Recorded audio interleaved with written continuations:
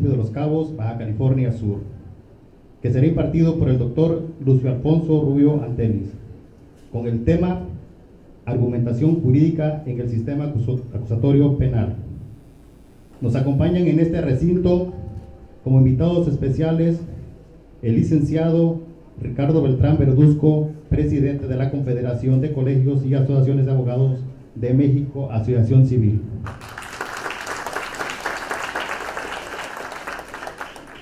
El licenciado Alejandro Fernández, en representación de la maestra Armida Castro, presidenta municipal electa del municipio de Los Cabos.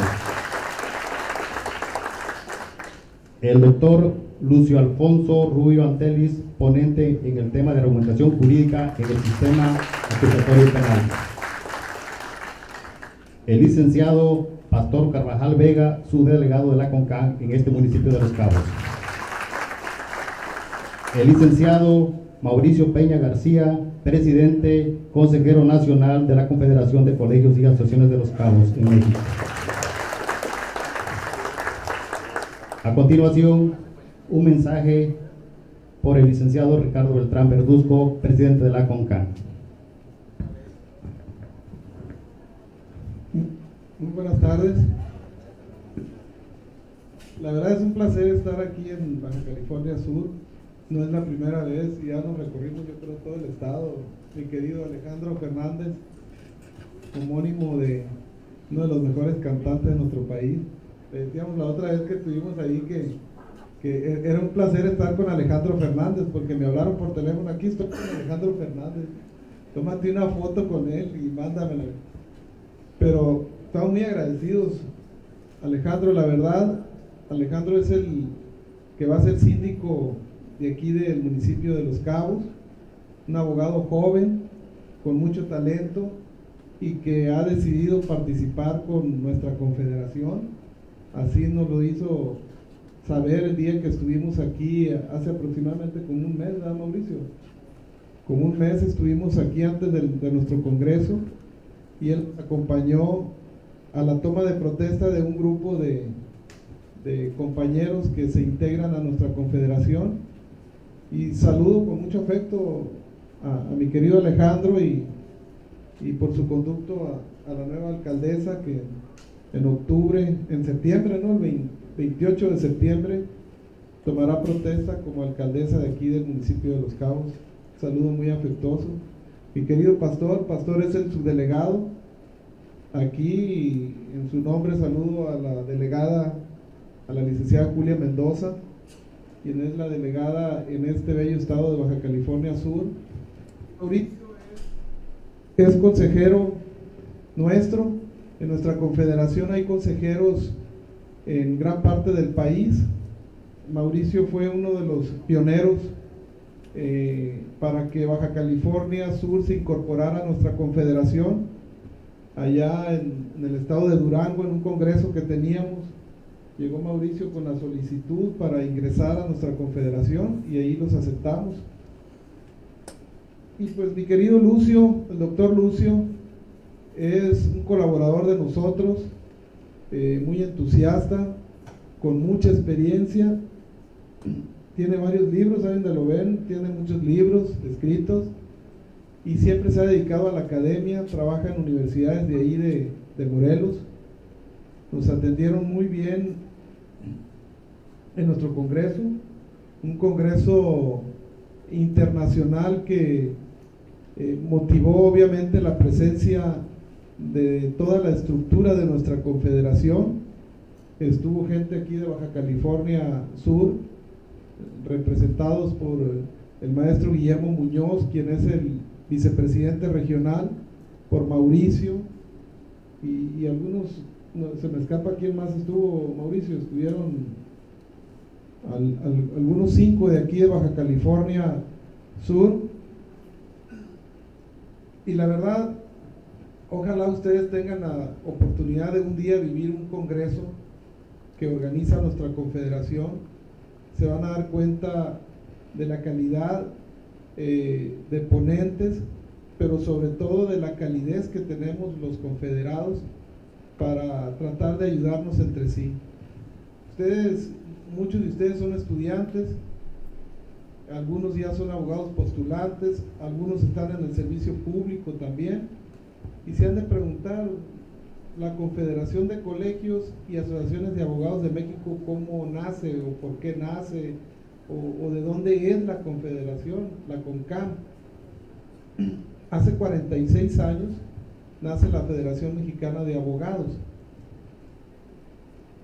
Esa Federación Mexicana de Abogados transitó por muchísimos años. Hubo un momento en que hubo otra Federación de Abogados de México. Entonces ya existían dos organizaciones nacionales, pero un grupo de abogados encabezados por el maestro Adolfo J. Treviño Garza, quien es del estado de Nuevo León, se pusieron de acuerdo y fusionaron las dos federaciones, y fue en el 2003 cuando nace la Confederación de Colegios y Asociaciones de Abogados de México. Es una organización que tenemos presencia en todos los estados de la República. Yo ahorita estoy aquí en Baja California Sur. Ayer estuve en Tijuana, en Ensenada y en Tijuana, y así andamos de manera itinerantes en todo el país.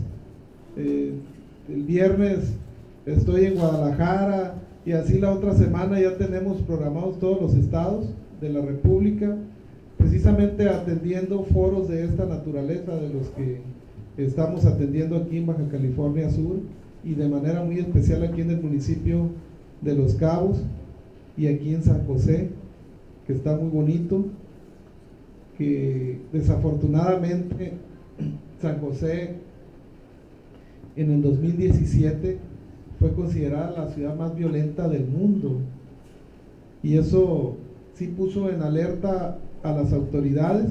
Afortunadamente actuaron.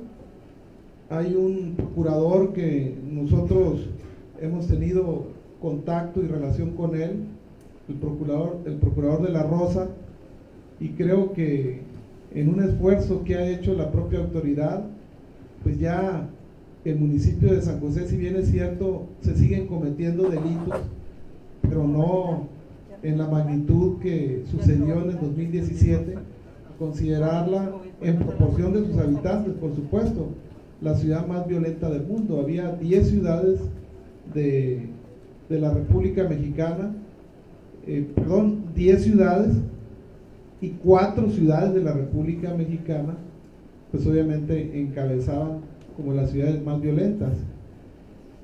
Y les decía yo que la Confederación de Colegios y Abogados de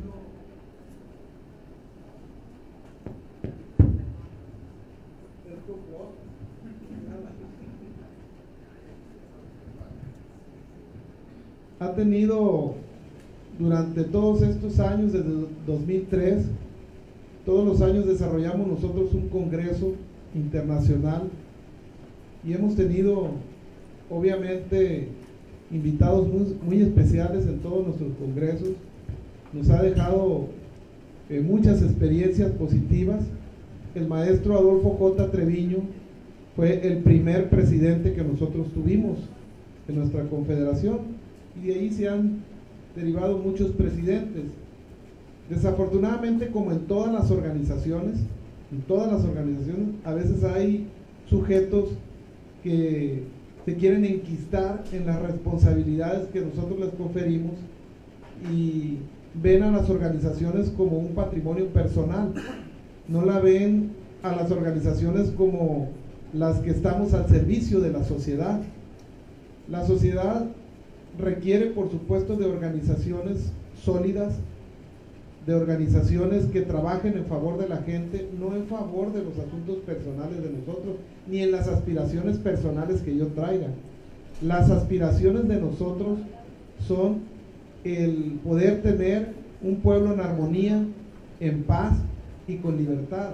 Un pueblo donde exista, por supuesto, la seguridad que todos merecemos.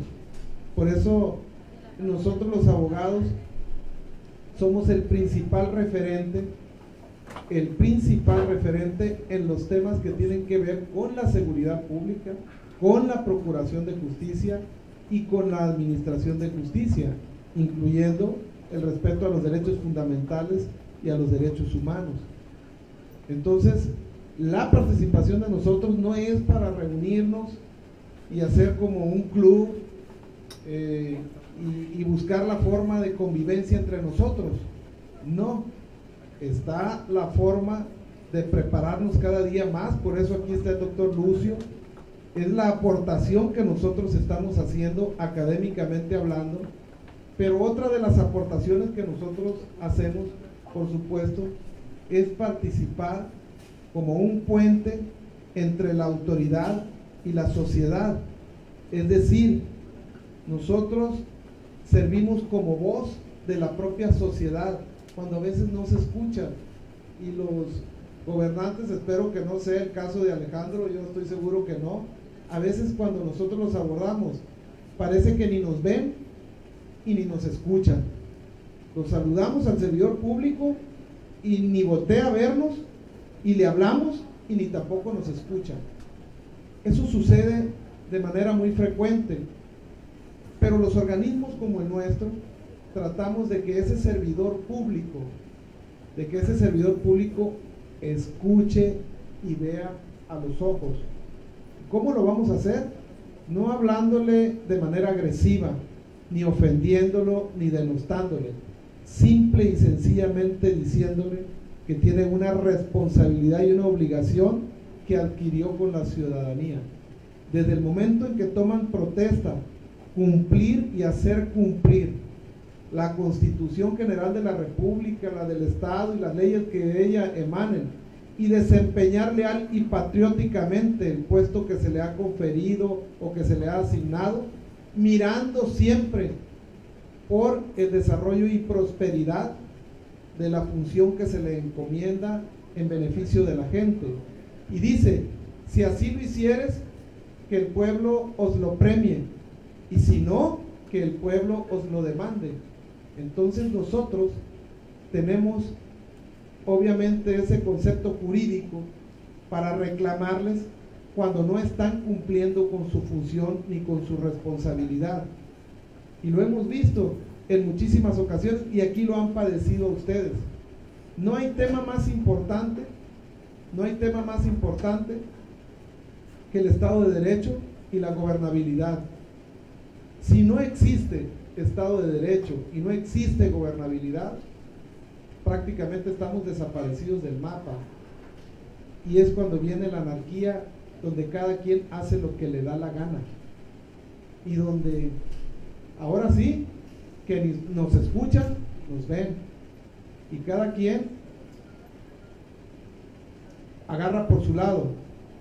Pero la idea de nosotros y el objetivo de nosotros como organización es, por supuesto, pedirle a las autoridades, exigirles a las autoridades que tienen que enfocarse en el cumplimiento de la ley, que tienen que atender los temas que por supuesto implican la mejor seguridad para el ciudadano, una mejor administración de justicia y una mejor procuración de justicia. Déjenme decirles que en este país más del 90% de los delitos no se denuncian. Más del 90% de los delitos no se denuncian. Y resulta que del 10% de los delitos que se denuncian, ahí es donde las autoridades trabajan. Y nos empiezan a hablar con estadísticas a nosotros, que hemos avanzado un 50%, que el índice de homicidios disminuyó con el 10%. Pero el 90% está totalmente ignorado.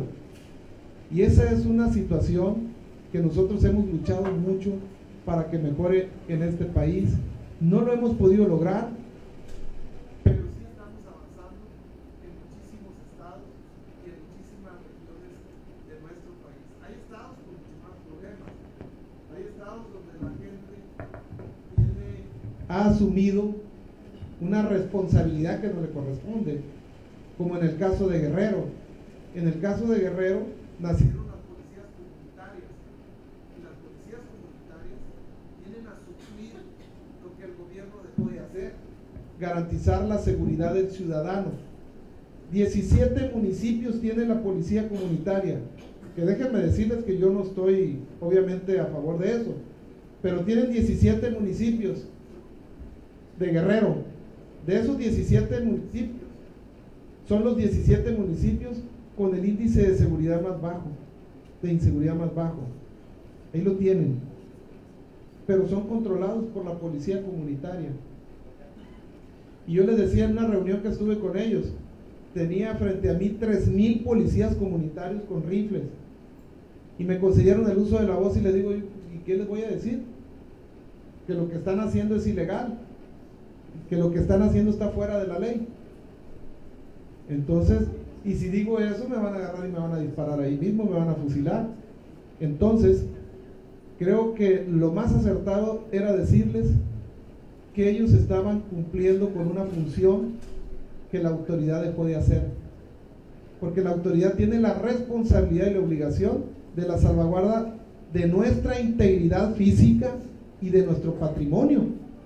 Y si eso está en riesgo y no puede cumplir con esa responsabilidad, es cuando ya nace la autoprotección, que nosotros por instinto, así como la mamá protege a su bebé, o los padres protegen a sus niños, o así como los mismos animalitos protegen a sus crías, así nosotros luchamos por nuestra seguridad. Y eso es lo que les hemos estado reclamando a las autoridades, desde Yucatán, atravesando por Tabasco, por Chiapas, Oaxaca, Guerrero, por el Estado de México, por la Ciudad de México, por Morelos, por Tlaxcala, por Hidalgo. Si nos vamos allá a la parte noreste, Tamaulipas, Coahuila, Monterrey, si nos vamos acá a Zacatecas, San Luis Potosí, Aguascalientes, ahorita ya no hay ningún estado que se escape de esta ola tan terrible que está padeciendo nuestro país. Por eso hace poquito me hicieron una entrevista y yo le dije que el reto de la próxima autoridad será el tema de la gobernabilidad y el Estado de Derecho, junto obviamente con la seguridad pública. Ese es el tema principal, porque yo le decía a varios gobernadores, les he dicho, me he sentado con ellos y les he dicho, a ver, sí, estás construyendo mucha obra material, estoy viendo carreteras, parques y todo eso, pero veo las carreteras solas y los parques solos, porque resulta que no hay seguridad. Estás trabajando en la obra material, pero estás abandonando la obra humana. Y la obra humana yo creo que es la principal tarea que tiene la autoridad, porque yo veo parques solos completamente a determinadas horas y ya ahora no importa la hora, solos, veo carreteras solas, porque la gente no se atreve a transitar por ahí, porque la gente no se atreve a ir a los parques, porque no cuenta con la seguridad que la autoridad tiene la obligación y la responsabilidad de administrarle. Entonces nosotros estamos reclamando políticas públicas que vayan encaminadas más al beneficio colectivo, al beneficio de todas aquellas personas que hacen producir a este país. Y si la autoridad no nos escucha o no nos ve, pues ocupamos echarle un balde de agua caliente o de agua helada, según sea el caso. A veces nosotros con el agua tibia no podemos despertarlos, tenemos que irnos a los extremos. Por eso hablamos fuerte y por eso hablamos de la ineptitud, de la incapacidad y las omisiones terribles que tienen muchas autoridades por garantizarnos esa paz y esta tranquilidad que nosotros día con día reclamamos. Esa es parte de la función que nosotros tenemos como organización. Lo académico, por supuesto, fortalecerlo, pero por otro lado, la labor que tenemos de encabezar las luchas más justas del ciudadano y las luchas que el ciudadano reclama de parte de las organizaciones como la nuestra. Por eso, si el gobernador de aquí de Baja California está fallando, le decimos de frente: gobernador, estás fallándole al ciudadano, y nosotros te proponemos que mejores esto, esto y este otro, y si no lo haces o si no das el resultado que el pueblo está reclamando, pues simple y sencillamente que te vaya bien. Deja que otros vengan y cumplan la función de garantías que la gente le corresponde y tiene derecho. Entonces, no nos callamos, que hemos tenido problemas, muchos problemas. Muchos de nuestros presidentes y expresidentes han sido atentados, muchos han sido asesinados, porque hablamos de frente y con la verdad. Y por eso CONCAM nació en ese sentido, en el sentido estrictamente social y en el sentido estrictamente académico. Por eso yo los convoco a todos ustedes a que a través de esta capacitación que van a tener, que por supuesto ha sido un logro de luchas de muchos ciudadanos que encabezaron en su tiempo para poder lograr que tuviéramos un mejor sistema de justicia, y en este caso con las reformas que hubo a partir del 2018, y en muchos estados las empezaron a asumir, algunos del 2008, perdón, y algunos estados a partir del 2009, otros a partir del 2010, otros esperaron hasta el último día para implementarlo en sus estados. No sé Baja California Sur si se esperaría hasta el último día, pero muchos estados lo hicieron así. Esa es una omisión terrible de las autoridades, esa es una irresponsabilidad de las propias autoridades. Cuando Chihuahua, Durango, Zacatecas y el Estado de México estaban implementando el sistema penal acusatorio, aquí todavía estaban en el tradicional. Cuando la mayoría de los estados, porque creo que Baja California Sur y Sonora fueron los estados que entraron en el último momento. Entonces, el reclamo que siempre les hacíamos nosotros, porque muchos estados de la República se fueron con la reducción de los distritos judiciales. No sé si aquí haya sido el caso. En algunos estados había 20 distritos judiciales penales y se lo llevaron a 4 o a 5, según ellos, para gastar menos. Entonces están alejando la justicia del justiciable, y nosotros es lo que le hemos estado reclamando a la autoridad, que la justicia se tiene que acercar, porque si de aquí hay un tribunal, a 100 kilómetros hay otro, pues imagínense la gente, o hay una agencia del Ministerio Público a 100 kilómetros, si teniéndola cerca no tenemos la confianza para denunciar, imagínense teniéndola lejana, pues menos lo vamos a hacer.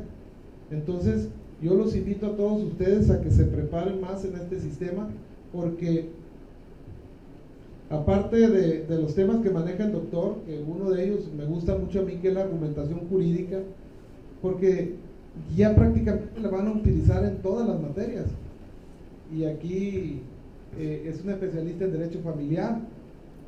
El derecho familiar va a llegar un momento en que va a ser oral también, como el derecho mercantil también ahorita, el derecho agrario es oral, va a ser oral el derecho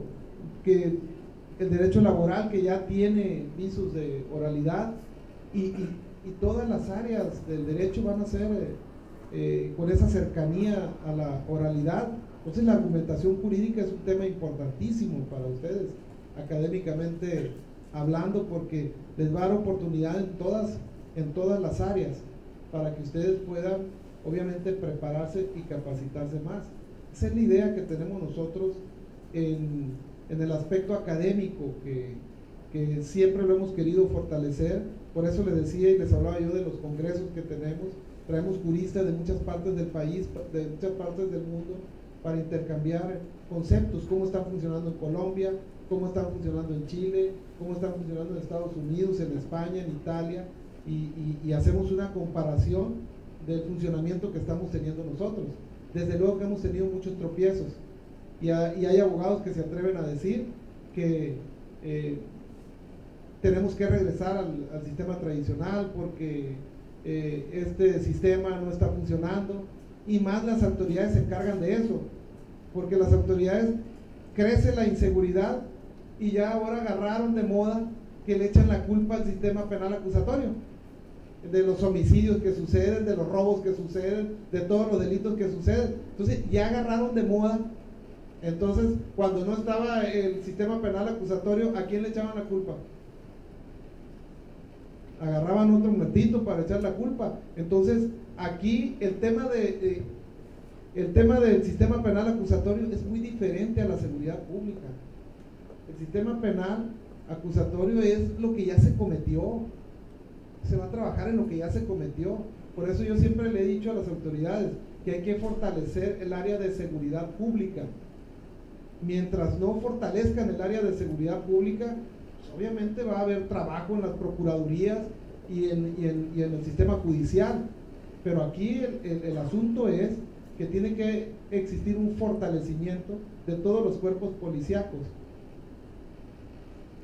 Y yo lo he dicho y lo señalo, y en el lugar que esté lo voy a señalar, que desde hace muchos años los alcaldes y los gobernadores dejaron de cumplir una función importantísima como es la prevención de los delitos. Nosotros veíamos antes a la policía municipal y ¿cómo le decíamos? Policía preventiva. Aquí está una carta de la policía, pero resulta que los alcaldes, de acuerdo al 115 constitucional que está a cargo la policía de ellos, los mandaron a los policías no a atacar las causas, a irse a los efectos, a enfrentar al delincuente. A eso mandaron al policía. Resulta que el policía municipal era un policía preventivo, el que anduviera en las escuelas, el que anduviera en el barrio, el que anduviera en la colonia, el que anduviera en los pueblos, vigilando que no se cometa un delito, tratando de evitar la comisión de delitos. Pero se los llevaron y decían, es que hay que darles armas más potentes porque los delincuentes traen armas más potentes. O sea, los hicieron policías de reacción, cuando el origen de la policía municipal es preventiva. El origen de la policía estatal es preventiva, por supuesto. Entonces se ha desvirtuado mucho ese tema, y resulta ser que desde hace muchos años, desde que los policías municipales lo trasladaron a otro escenario, pues la comisión de los delitos se ha incrementado mucho más, porque tenemos una sociedad descompuesta, tenemos una sociedad que padece un cáncer terrible, y que solamente la propia sociedad es la que puede evitar que esto siga creciendo. Porque yo les dije en el Congreso, oye, en Colombia, Medellín estaba más terrible que aquí, en Sicilia, Italia, más terrible que aquí. Pues sí, en esos dos países le preguntaron a la gente, se fueron a preguntarle a la gente, no a la estadística de ese 10%, se fueron a preguntarle al 100%, a toda la gente la consultaron, para que la gente emitiera su percepción. Entonces, no es como le hacen aquí en México, se reunió el presidente de la República con el Consejo de Seguridad.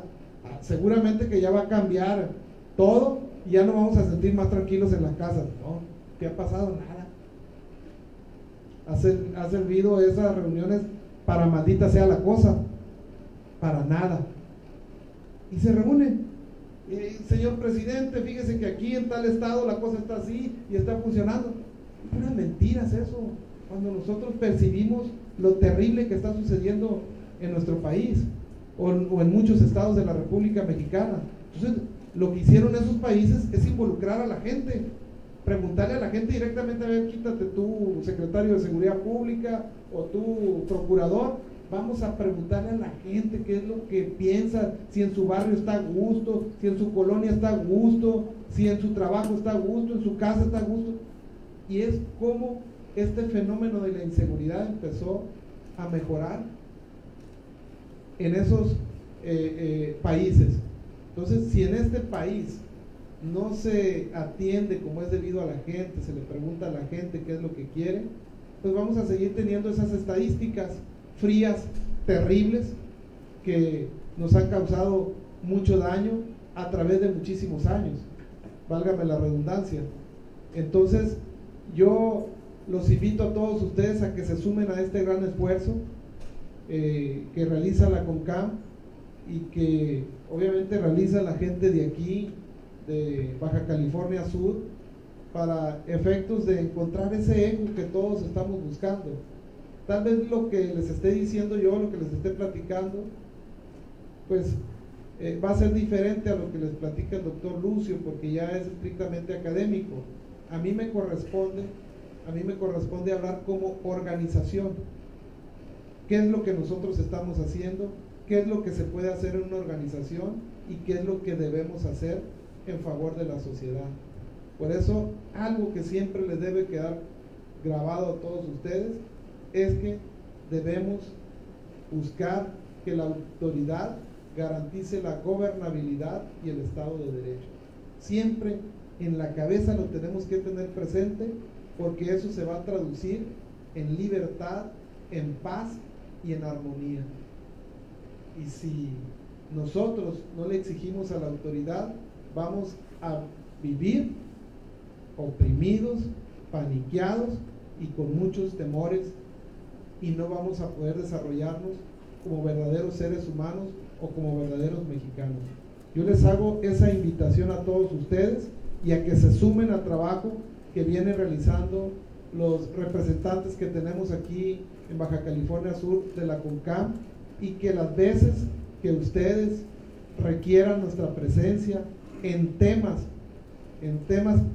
relacionados con lo que les dije, aquí vamos a estar, porque nosotros no nos andamos con medias tintas, nosotros decimos las cosas como deben de ser, porque si van y nos piden un voto las autoridades y nos dicen, oye, dame tu voto porque quiero cambiar tu colonia, porque quiero cambiar tu vida, porque quiero cambiar todo, hasta prácticamente nos ofrecen una cirugía de nuestro aspecto físico, pero resulta que cuando vamos y los vemos, se esconden, batallamos para que nos den una audiencia y no cumplen con la responsabilidad que tienen.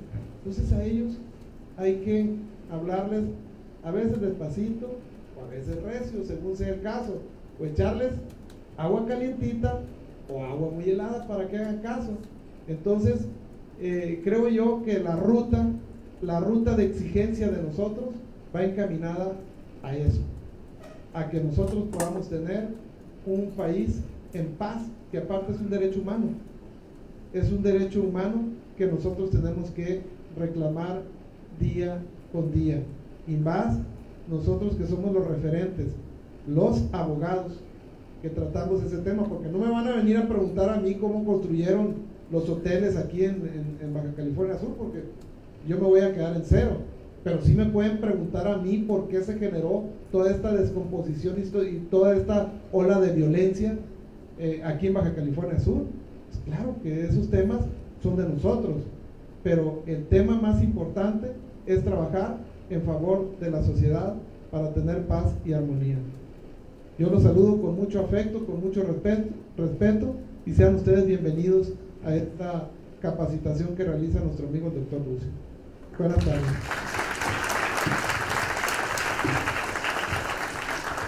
Nos acompaña también como invitada especial la licenciada Abigail Jiménez Montalvo, jueza segundo del Juzgado Civil y Familiar del Partido Judicial de Los Cabos en esta cabecera municipal. Bienvenida.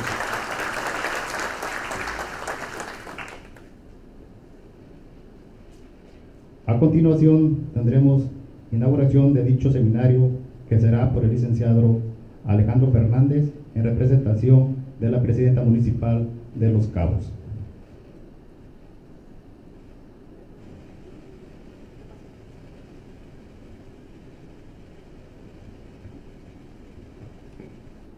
Les pedimos a todos los asistentes y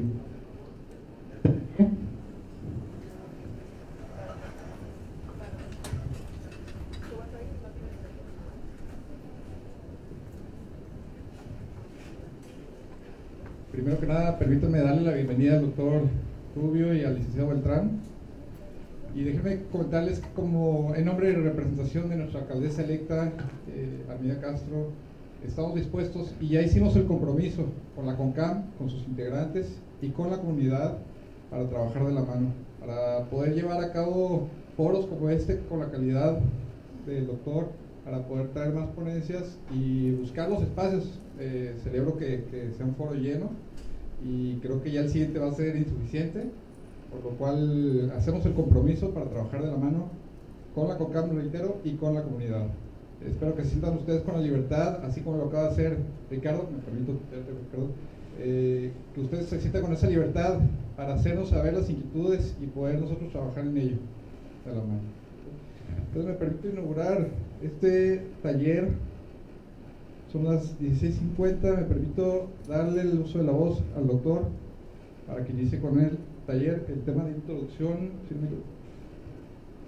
argumentación jurídica en el sistema acusatorio penal, siendo el día 15 de agosto del 2018. Muchas gracias.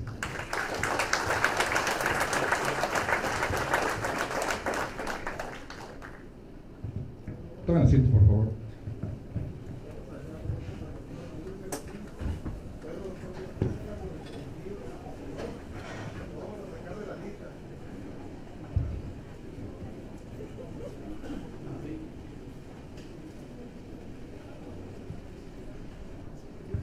El doctor Lucio Rubio Antelis ha sido coordinador del Centro de Investigaciones Jurídicas de la Organización Mundial de Abogados Asociación Civil, delegado del Estado de Morelos de la Asociación Mexicana Disciplinas y Capacitación Forense, abogado y catedrático, doctor en Derecho en Globalización dentro del Programa Nacional de Posgrados de Calidad financiada por CONACYT, en convenio con la División de Estudios de Posgrado de la Facultad de Derecho de la Universidad del Estado de Morelos, maestro en Derecho con orientación en el Derecho Civil de la UAM, doctorante en Derecho Constitucional y especialista en Derechos Humanos por la Universidad de La Mancha, Castilla, España. Ha sido consejero electoral, propietario del Consejo Distrital 01 durante los procesos electorales correspondientes a los años 1997, 2000 a 2003. En la actualidad ocupa el cargo de consejero electoral propietario del Consejo Local del Instituto Nacional Electoral del Estado de Morelos.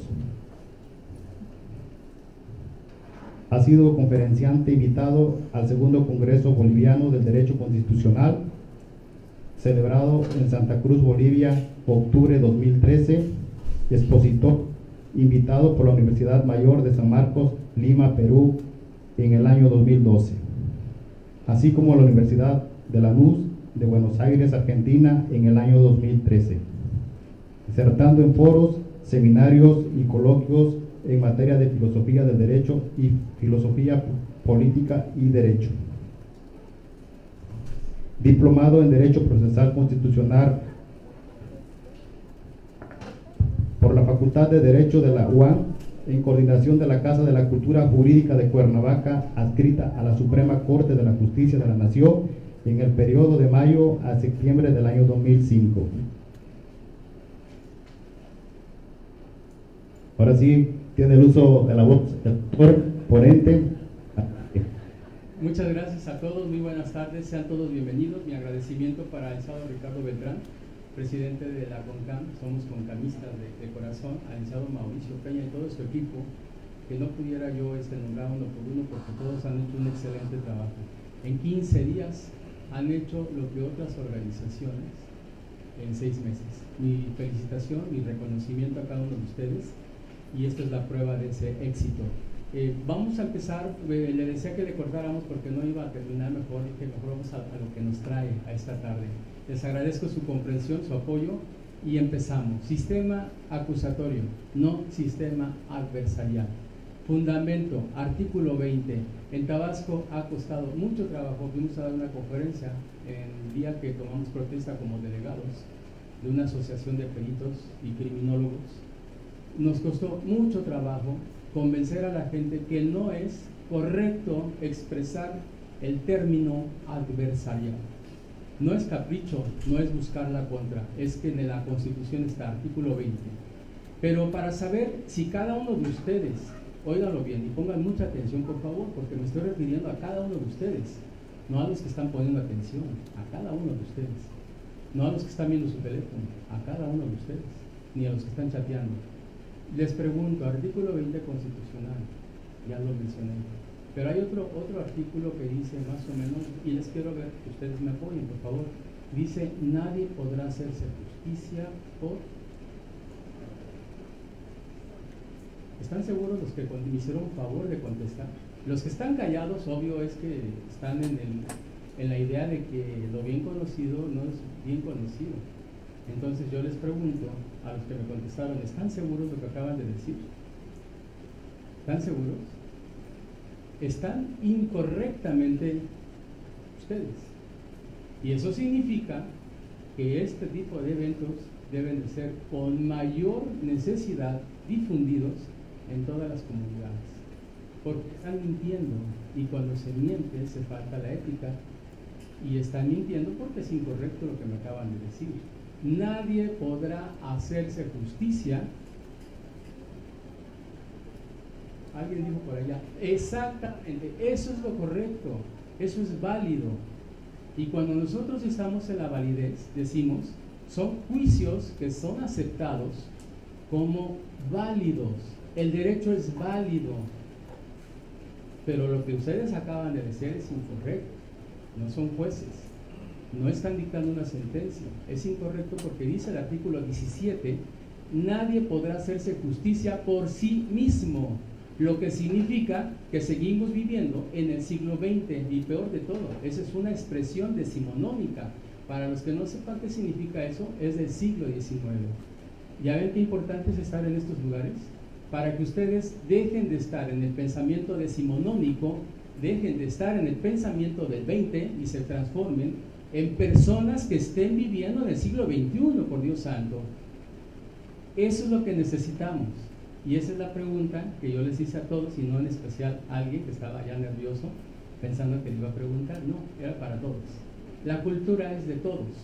La prevención del delito, como es un libro que está presentando el licenciado Ricardo Beltrán, él presenta este libro, aquí él se lo olvidó, pero aquí está su presentación. Léanlo, se lo recomiendo. Y esto es un arma para luchar contra la delincuencia, es un arma para prevenir. Más adelante hablaremos de eso. Entonces queda claro, sistema acusatorio penal y oral, artículo 20. ¿Qué sistema de justicia vives tú en tu país de tipo penal?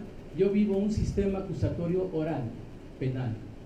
No adversarial, que tanto trabajo me ha costado estar expresando, y que incluso en la exposición de motivos de muchos libros todavía se sigue utilizando ese tipo de términos que son inadecuados. Y no quiero ya ir más al fondo porque aquí me haría 2 horas, créanme, y los convencería, y todo el mundo saldríamos perfectamente convencidos, porque la mejor forma de convencer a otra persona es decir constitucionalmente. Esa es la mejor forma de que ustedes digan y se coloquen encima de las percepciones que todavía tienen hoy muchos profesionistas, olvídense de abogados, muchos profesionistas que siguen viviendo en el siglo XIX y en el siglo XX, vergonzosamente. Y no estamos exponiendo a nadie, no fue con el afán de exponer a nadie, por eso nunca dije, a ver, usted parece, diga su nombre, para que todo el mundo escuche que está diciendo una expresión incorrecta, jamás. Queda claro, sistema. Cuando hablamos de sistema, quiero que se concentren en lo siguiente. Se habla de un conjunto de elementos cognitivos, dicho en cristiano, un montón de normas que están regulando la vida de una sociedad. Y cuando nos ponemos a decir sistema de justicia penal, no es nada más el derecho penal, y eso que quede bien claro. Y vamos a hacer una expresión que aquí está. Antes de que empiece con el primer tema, que son la introducción al sistema acusatorio penal, quiero a ustedes comentarles que siempre deben de pensar en 3 dimensiones que tiene el derecho, el punitivo. El primero se llama derecho penal y es considerado un derecho sustantivo. ¿Por qué razón? porque es un derecho que además es objetivo, es decir, que se palpa en la realidad, que lo podemos observar, se constituye por un conjunto de normas que establecen lo que se llama la omisión o la acción que es castigada por una ley. Y estamos hablando de delitos. El derecho penal se constituye por medidas de seguridad, que son todas aquellas en torno del cual una persona que está sujeta a un procedimiento penal debe someterse para garantizar que el procedimiento realmente va a tener eficacia y eficiencia. Si se sustrae, entonces pierde su sustancia y tenemos que continuar hasta que esa persona se constituya en el tribunal de enjuiciamiento. Derecho penal se refiere a las teorías de la norma, a las teorías del delito, y también se refiere al aspecto más importante de una pena. ¿Quién habló de ello? Lo hablaron muchísimas personas. Lo habló, por ejemplo, una persona que es el Marqués. Por ejemplo, lo hablaron cantidad de autores, que no vamos aquí a mencionarlos porque eso no es una clase de derecho penal. Estamos hablando de la primera dimensión de la que se compone el sistema acusatorio penal. Derecho penal, ¿vamos bien hasta ahí? Es el derecho sustantivo. Viene la segunda, que es el derecho procesal penal. Ese es el derecho adjetivo.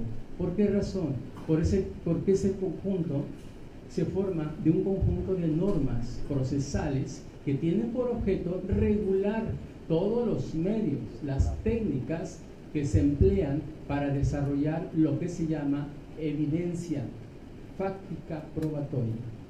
Dicho en otras palabras más sencillas, para que no les vaya a ganar el dios Morfeo que hace estragos, se dice entonces que es un conjunto de expresiones, de normas que van a regular las pruebas que en un juicio tienen que ser valoradas, porque precisamente nuestro actual sistema acusatorio penal es de tipo garantista. Cuando decimos eso, quiero por favor que se trasladen a la Constitución. Ya la tienen todos, ¿verdad? La tienen todos ahí, pegadita a ustedes. Ya la están viendo, ya vieron el 17. Ahora sí, ya lo pueden expresar con mucha propiedad, ya sin temor y sin miedo. Pero váyanle viendo un poquito adelante y aparece el 20. En el 20 aparecen los principios, aparece apartado A, apartado B y apartado C. Entonces, ahí tenemos ya lo que se llama el derecho sustantivo penal. Pero hay un último, el tercero, para ser más breve. No quiero empezar a trabajar los conceptos para que todos se concentren. Y me ha inspirado una compañera que la vi ahí con un cargamento de libros. Digo, qué hermosa, para tomarle una foto. Y me ha inspirado eso, y le agradezco muchísimo. Ahorita vamos a seguir hablando de esto. Precisamente esta primera capacitación, este es el primer módulo de un diplomado que se está haciendo para aquellos que están ya inscritos, y por eso me quiero ir sustancialmente y ubicar al primer módulo. Entonces, la última etapa del sistema acusatorio se llama derecho ejecutivo penal. ¿A qué se refiere eso? Ni más ni menos que al vulgar derecho penitenciario.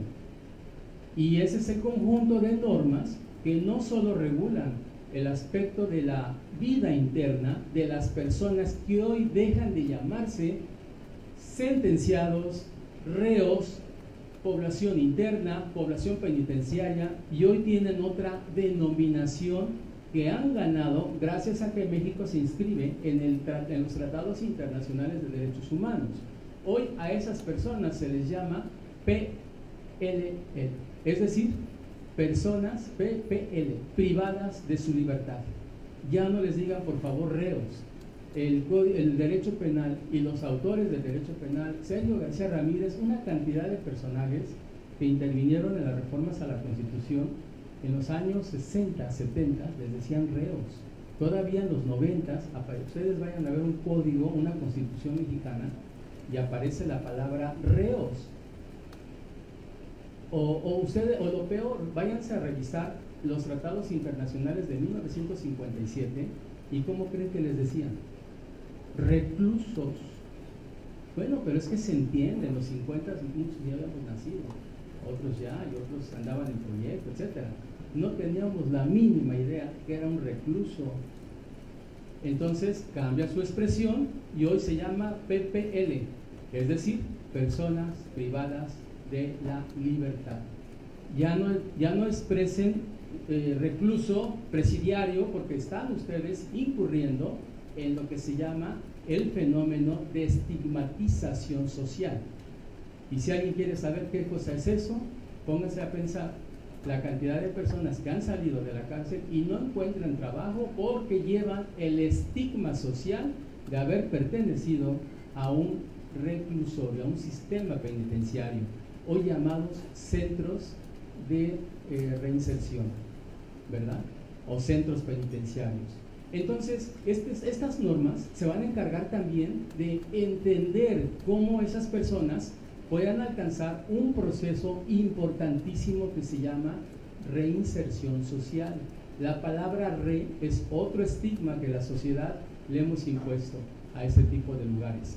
Los establecimientos penitenciarios, dicen los penitenciaristas, los especialistas de esa materia, son como los baños, de esos baños públicos, de esos baños que están allá en las terminales que nunca tienen aseo. Todo mundo entra por necesidad, pero ya quiere salir, no quiere estar ahí. Es un lugar que nadie quiere entrar, y el que entra tiene que soportar la cantidad de problemas que tiene encerrarse en olores y en tantas cuestiones que no podemos aquí mencionar. Las cárceles tienen ese mismo tratamiento.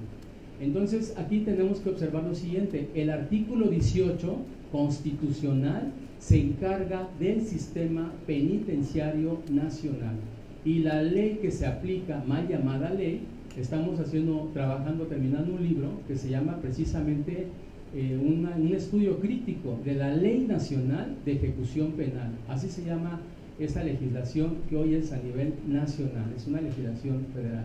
Por eso en las gráficas que traemos, que no se aprecian, ya no las quise ver, podemos pasar una por una para que vayan viendo. Hasta ahí. A la siguiente. Vamos a hablar ahorita, regreso a ese tema. Pregunto, no hay que apagar las luces porque se nos duerme.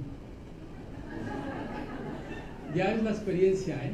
Recuerden que nosotros tenemos 35 años, se lo olvidó decir a mis presentantes, que tenemos 35 años como abogados litigantes. Conocemos la materia penal, procesal penal, y también damos clases de esto y de otras materias más, pero no es eso. La idea es de que ustedes aprecien que estamos hablando en dos sentidos, teórico y práctico, no nada más teórico como se presentó.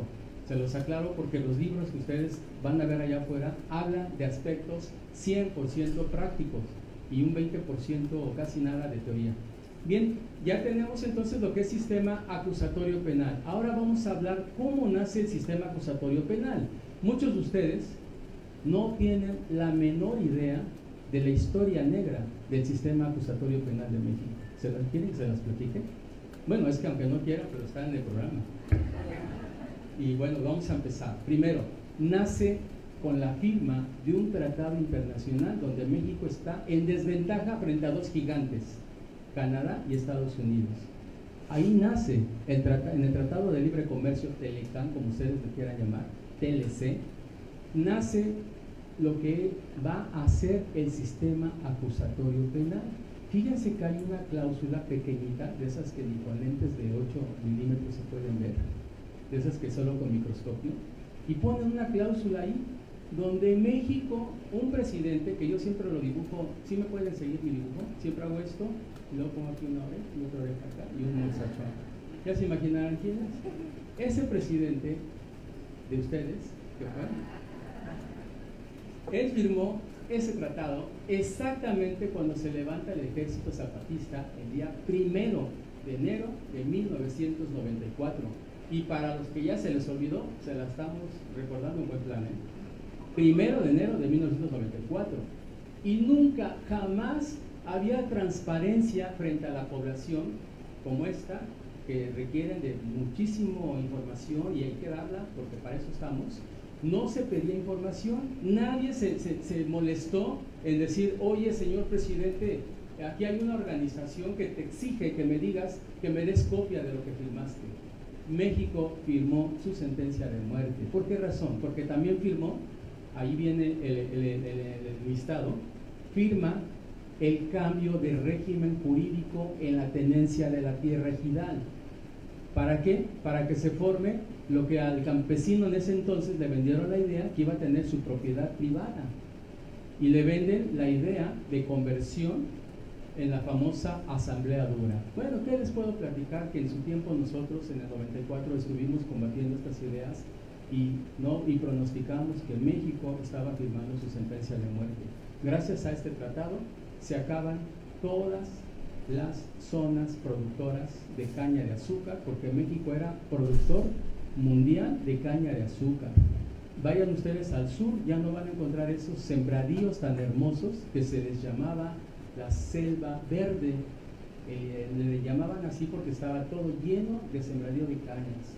¿Qué pasó? Que con el Tratado de Libre Comercio introducen las transnacionales, sobre todo las extranjeras, y provocan lo que es la introducción de un producto llamado alta fructuosa, un químico que se aplica a los refrescos que ustedes toman con mucho gusto y con mucho buen sabor. Y ese producto con poco endulzan muchísimo líquido y ya no están ocupando los kilos y kilos, toneladas de caña de azúcar tan saludable que en los años 70 no hacía daño. La población de los años 70 en México no padecía diabetes, no padecía muchas enfermedades crónico-degenerativas que hoy son comunes. ¿Por qué razón? Porque lo que consumíamos era nacional.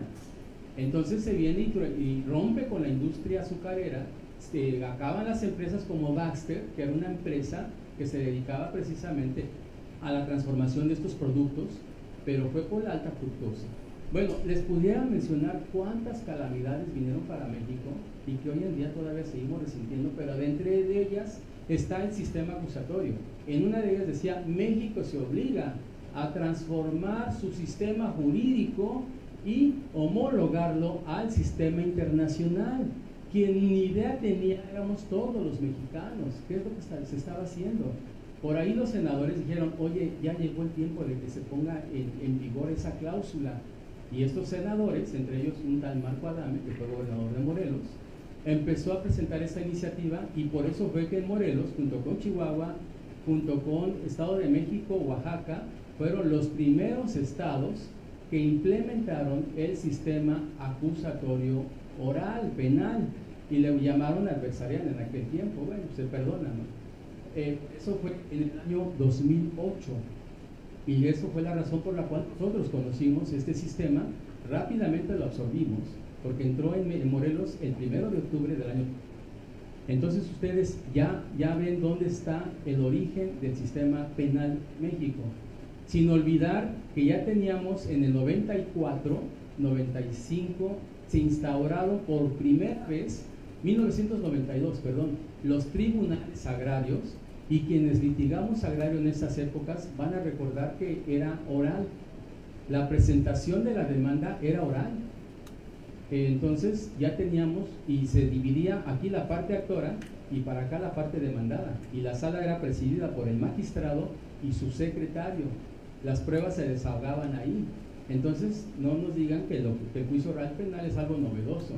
Por eso es que hoy van a conocer ustedes la característica del sistema acusatorio penal, y queremos que las conozcan. En la siguiente, por favor.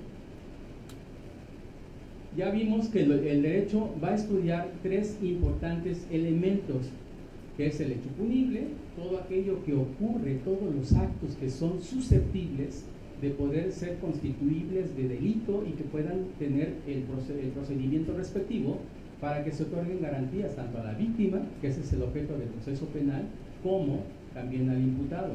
Hay una especie de igualdad de derechos, y por eso vamos a encontrar los principios que regulan a esto. Las consecuencias jurídicas ya sabemos cuáles son: es la prisión preventiva en México, que está en contradicción con la presunción de inocencia, de la que también vamos a hablar, y en este libro se explica. De este libro vamos a explicar el último tema. Vamos a abordar en segunda parte este libro, pero tenemos hasta las 8, me parece, que está programado aquí en esto. Entonces vamos a continuar, y cuando ustedes me digan, hacemos el receso respectivo para que podamos reincorporarlo. ¿Les parece? Que hagamos un break. Bien, pasamos a la siguiente. Ya vimos el derecho procesal, ya se los expliqué. La siguiente, por favor. Derecho ejecutivo penal, ya ahí está todo explicado. Siguiente, por favor. Empezamos, que es un sistema. Yo ya les dije, es un conjunto de normas que tienen un orden, una estructura y que van a tener una finalidad. El sistema es la agrupación de normas. Pasamos a la siguiente, por favor. El sistema jurídico penal. El sistema jurídico penal siempre nos han dicho, se relaciona con la política criminal. La palabra correcta es política anticriminal, no política criminal. Y esto lo dice Zaffaroni, porque si decimos política criminal estamos hablando de que son los grupos organizados los que están tratando de proponer conceptos, pero no, es política anticriminal porque se refiere al artículo 21 de la Constitución Política, que establece que la seguridad pública le corresponde al Estado y en la persecución del delito será el Ministerio Público. Pero ¿qué creen? Con el nuevo sistema acusatorio que tenemos se acepta lo que se llama la acción de particulares. Eso significa que cualquiera de ustedes puede llevar a cabo una denuncia para presentarla ante el juez de control. Obviamente le tienen que dar vista al Ministerio Público, siempre el Ministerio Público, porque es la contraparte en el proceso penal, porque así está en el Código Nacional de Procedimientos Penales. Les quiero comentar algo muy interesante para aquellos que no saben.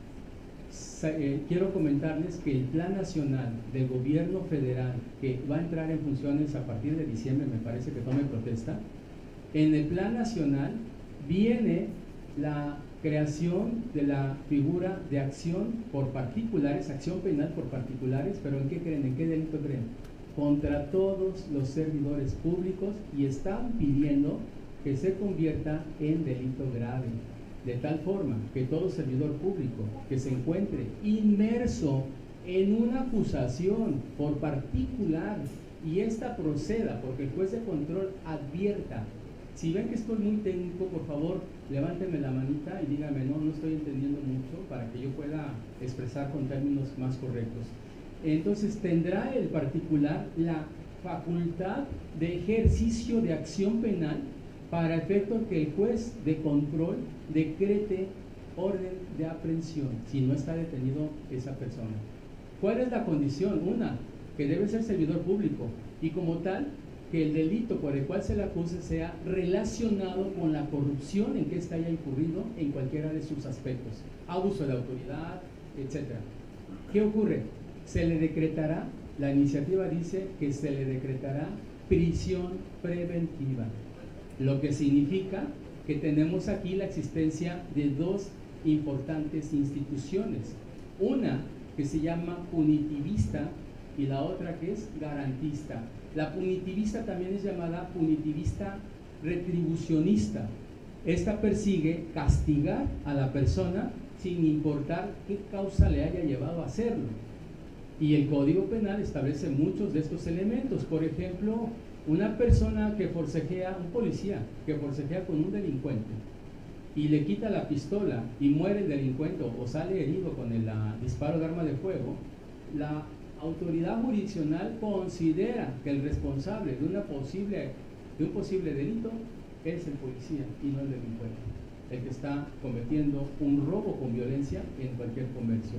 Esto se los comento para que ustedes vayan viendo y porque en el diplomado vamos a ver varios videos que vamos a analizar en donde ustedes van a ver qué increíbles criterios jurisdiccionales llegan a adoptarse, pero es importante que los que nos están escuchando como ustedes sepan argumentar, sepan formalizar el debate en juicio oral, que ya dejen los miedos a un lado, que ya asistan a una audiencia, que ya sean defensores particulares, ¿por qué no? Y que los que ya son servidores públicos fortalezcan sus conceptos para que no sean sorprendidos ni tampoco avanzados por otras personas. Nadie aprendió, nadie nació aprendiendo, todos estamos aprendiendo del sistema acusatorio y esa es la invitación que se hace para que los que nos van a acompañar hoy y los demás días podamos entrar de lleno ya a la defensa efectiva y activa de cualquier asunto que se les encomiende. Aquí nosotros nos vamos a encargar de darles pautas, de dejarles estos videos como un obsequio a los que se queden al diplomado, incluso algunos que quieran se los vamos a dejar con el licenciado Mauricio Peña para que lo noten por ahí después. Mientras, les voy a pedir que su atención siga centrado porque estamos hablando de temas muy importantes que van a cambiar la vida de este país. Y se lo estoy anticipando, no estoy amenazándolos. No se lo tomen muy en serio, sino simplemente tómenlo con la gravedad del caso. Eso es transformación de la nación mexicana. Escuchen lo que va a pasar. ¿Seguimos? Ya lo vimos esto, ¿se acuerdan que ya se los explicamos? Ya muchos tomaron nota y les agradezco a los que están tomando nota. Eso es algo muy agradable. Siguiente, por favor. Vamos a hablar de estos principios que a mí me parece muy importante que lo podamos analizar. No me quiero poner de pie porque no hay dónde hacerse más que hasta allá, al otro extremo. Yo no soy extremista. Casi no, en los tribunales de enjuiciamiento casi no nos con muy buenos ojos.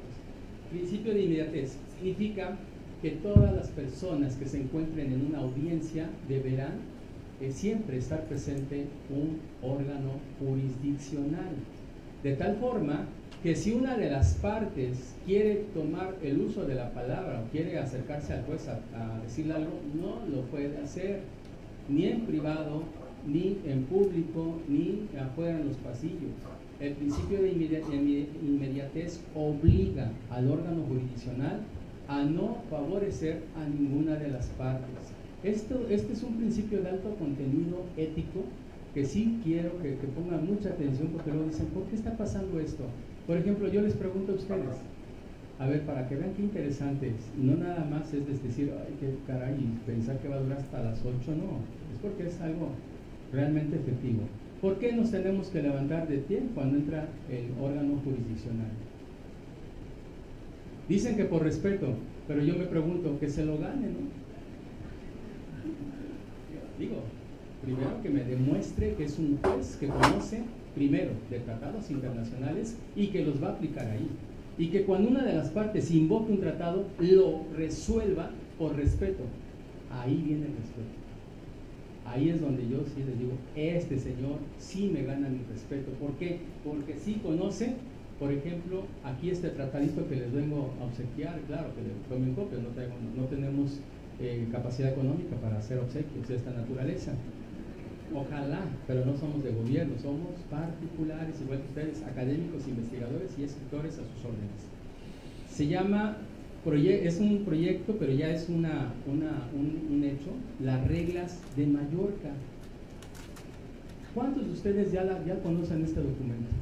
Quiero nada más ver una manita y le pregunto de aquí de una vez, a que levante la mano. Aquí la traigo, es más, es sobre el papel, no sobre lo que yo voy a calificar. ¿Cuántos de ustedes conocen las reglas de Mallorca?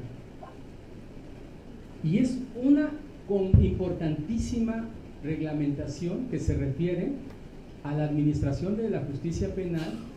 ¿Y qué creen? Regula todos los principios generales del proceso. Son tan importantes, óiganlo por favor, tan importantes, escuchen. Una audiencia, ¿saben cuánto se cobra en un juicio oral penal? Es para que vean qué importantes son estas capacitaciones. Y aquí es gratis. ¿Cuánto les gusta una audiencia? Voy a entrar, sí, me va a cobrar, sí señor, sí, voy a la audiencia. ¿Tiene usted experiencia? Por supuesto que sí, tengo documentos que me avalan, tengo constancias, tengo capacitaciones. ¿Cuánto creen que se cobra por ir a una audiencia de control, que es la primera audiencia?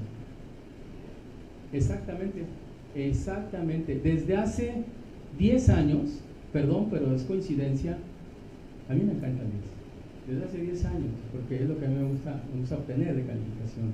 Desde hace 10 años se cobra 10,000 pesos por audiencia, nada más una audiencia. Yo les pregunto a ustedes, ¿creen que valga la pena estar aquí poniendo atención?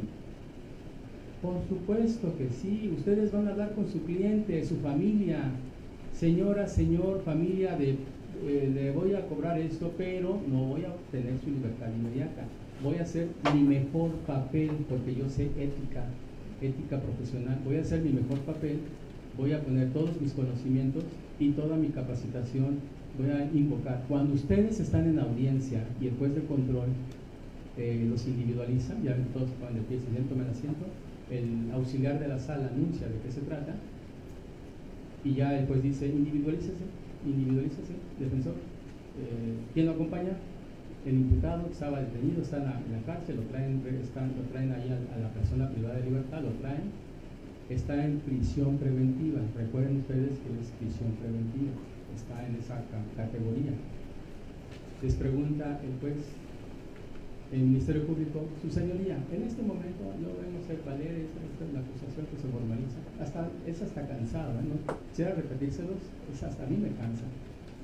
Defensa, su señoría, en este momento se pide que se decrete inmediatamente la libertad de mi defendido por violación a las reglas de Mallorca, en virtud, y después cuando se queda así, caray, no venía yo preparado para eso, vengo aquí a las 8 de la mañana sin desayunar. A ver, despacito. Defensa, o sea, quiere que lo estemos aclarando, nos está dando el uso de la palabra y le va a dar el uso de la palabra al Ministerio Público. Defensa, sí, solicito a este órgano jurisdiccional decrete la inmediata libertad en virtud de que mi cliente fue detenido, como le consta y lo está haciendo ver el Ministerio Público, a las 12 horas del día 15 de agosto del año 2017 y es traído a esta sala hasta el día de hoy, siendo a las 10 horas del día 18 o 19 de agosto del 2017. Por lo tanto, se han rebasado en exceso las 72 horas, no se ha justificado y se ha violado sistemáticamente cada uno de los derechos humanos de mi defendido. Por lo tanto, en consecuencia, procede que así se decrete tal como se le ha expuesto en este momento. El juez tiene que resolver, le están ustedes haciendo una petición de peso. Eso se llama argumentación jurídica. Que no nos vengan a decir el magistrado, el juez, que la argumentación va a ser el conjunto de palabritas de latín. Por ejemplo, ponens, hay un conjunto de principios de la argumentación jurídica que utilizan mucho los capacitadores del Poder Judicial de la Federación, poniendo pones, etc. Entonces son elementos técnicos que no se usan, créanme por favor, no se usan jamás en una audiencia de juicio oral, solo porque algún autor de mucho renombre mencionó que era importante este tipo de conceptos. Y así son las capacitaciones. A mí me lo han dicho mis alumnos del Poder Judicial de la Federación. Dice, es que es increíble que nos dan muchísima basura, muchísimo rollo, y no nos dan lo que se está aquí escuchando, la esencia, lo que es una audiencia y cómo se hace valer. Entonces pónganse a pensar que si el juez les niega la medida que ustedes piden, tienen que hacer valer el sistema recursal, es decir, tienen que hacer valer los medios de impugnación respectivos, porque ustedes ya dejaron la base en la audiencia de control, ya quedó el audio y video, van a pedir copia de ello y lo van a llevar como un arma a donde tenga que ser, al tribunal de alzada, o si son muy buenos amparistas, que por supuesto esa es otra de nuestras debilidades, dar capacitaciones en esta materia, un buen amparo indirecto que se demuestre la violación sistemática y trascendental de derechos humanos previstos en el primero, 14, 16, 17, 19 y 20 de la Constitución Política Mexicana, y ustedes ya están avanzando hacia una posible liberación. ¿Qué les puede pasar? Lo peor de todo, que va a continuar el proceso después de que ustedes agoten su sistema recursal, su sistema de medios de impugnación. Pero mientras que ya tienen bien ganado 10,000 pesos. Esa es la importancia de venir a capacitarse y quitarse el miedo antes que los venza Morfeo, antes que los venza el cansancio, decir, no, aquí me conviene poner atención. Y poner mucha ética judicial, hablar con la verdad con el cliente, eso sí, siempre. Primer principio, fíjense nada más, voy a ser más breve. Principio de oralidad significa que se supone, y lo dice el Código Nacional de Procedimientos Penales, en ningún momento se permitirá la lectura de documentos, sino en aquellos casos que estrictamente sea necesario llevar a cabo porque, entre otras cosas, tenga que ser llevado y formalizado ante el órgano jurisdiccional.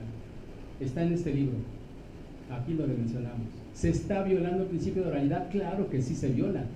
Y se viola porque el Ministerio Público descaradamente le da lectura a las constancias que él tiene en la carpeta y está violando el principio de oralidad. Si nosotros empleamos la argumentación jurídica, diríamos, levantaríamos el uso de la voz al órgano jurisdiccional. Yo no le digo señoría, le digo órgano jurisdiccional, porque acuérdense que hasta la etapa intermedia es órgano jurisdiccional, y ya en el juicio oral se llama tribunal de enjuiciamiento y son 3 jueces. Se los aclaro porque muchos ponentes están confundiendo esta situación y no están haciendo la aclaración con su público. Aquí sí se hace esto, aquí sí, porque es la práctica, eso es lo real, lo que está en el Código Nacional. Bueno, entonces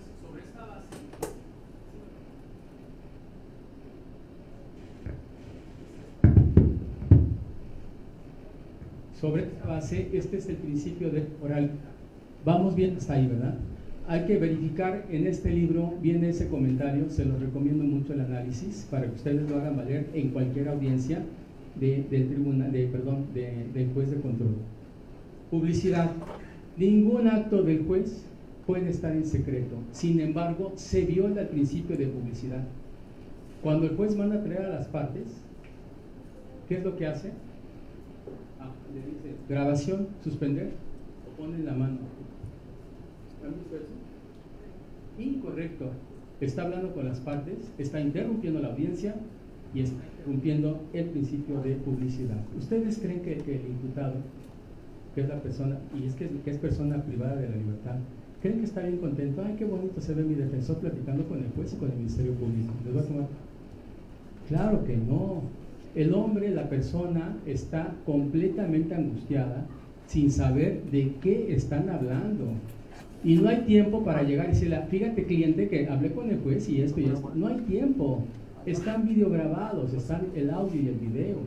Luego entonces no hay forma de que nosotros digamos si se cumple con los principios. Están en la Constitución, están en el Código Nacional, pero en la realidad es lo que les estoy diciendo. Y los invito a que lo perciban con los videos que ustedes tengan a la mano. Sean críticos.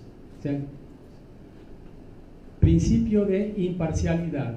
El órgano jurisdiccional no puede de ninguna forma beneficiar a ninguna de las partes, llámese defensor particular, Ministerio Público o asesor jurídico de la víctima.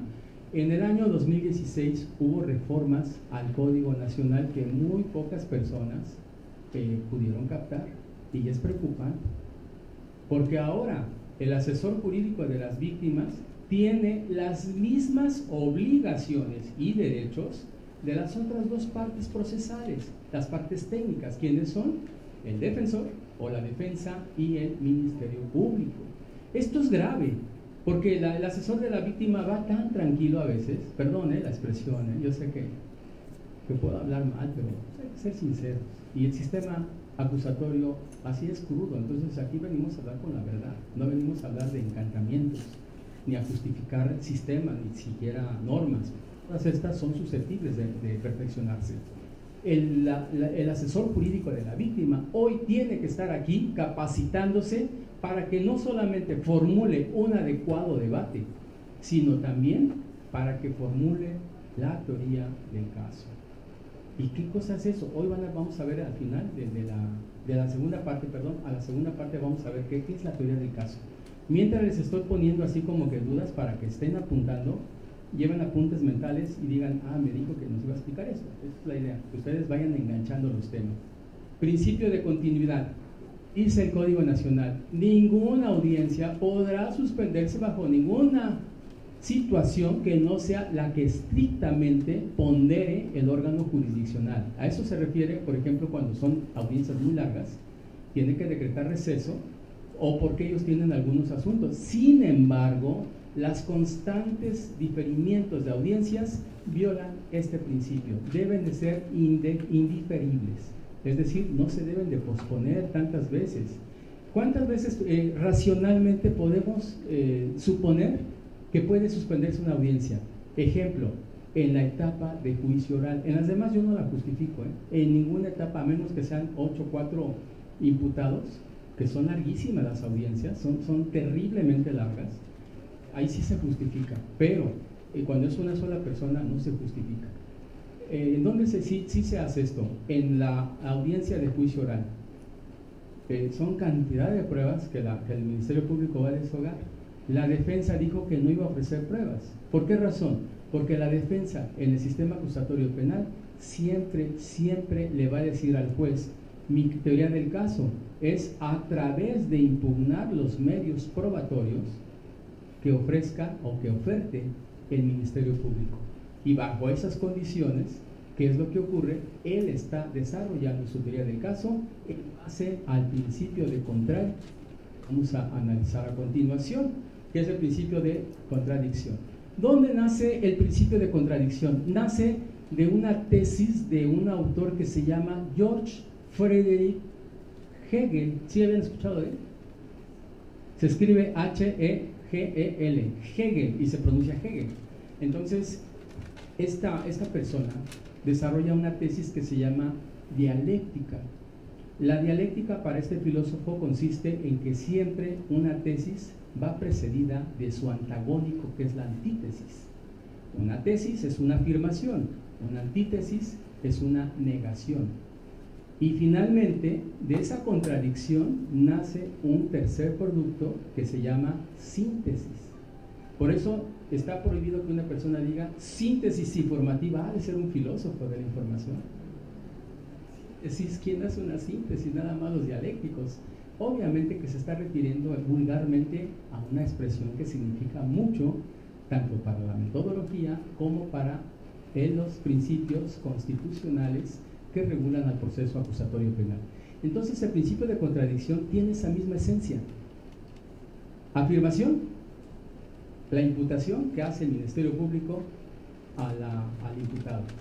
Por eso se llama imputado, porque está recibiendo una imputación, que es una acusación de haber cometido un hecho que la ley señala como delito, con las circunstancias, con el tipo penal, con todos los elementos para que existan bases procedimentales de procedencia.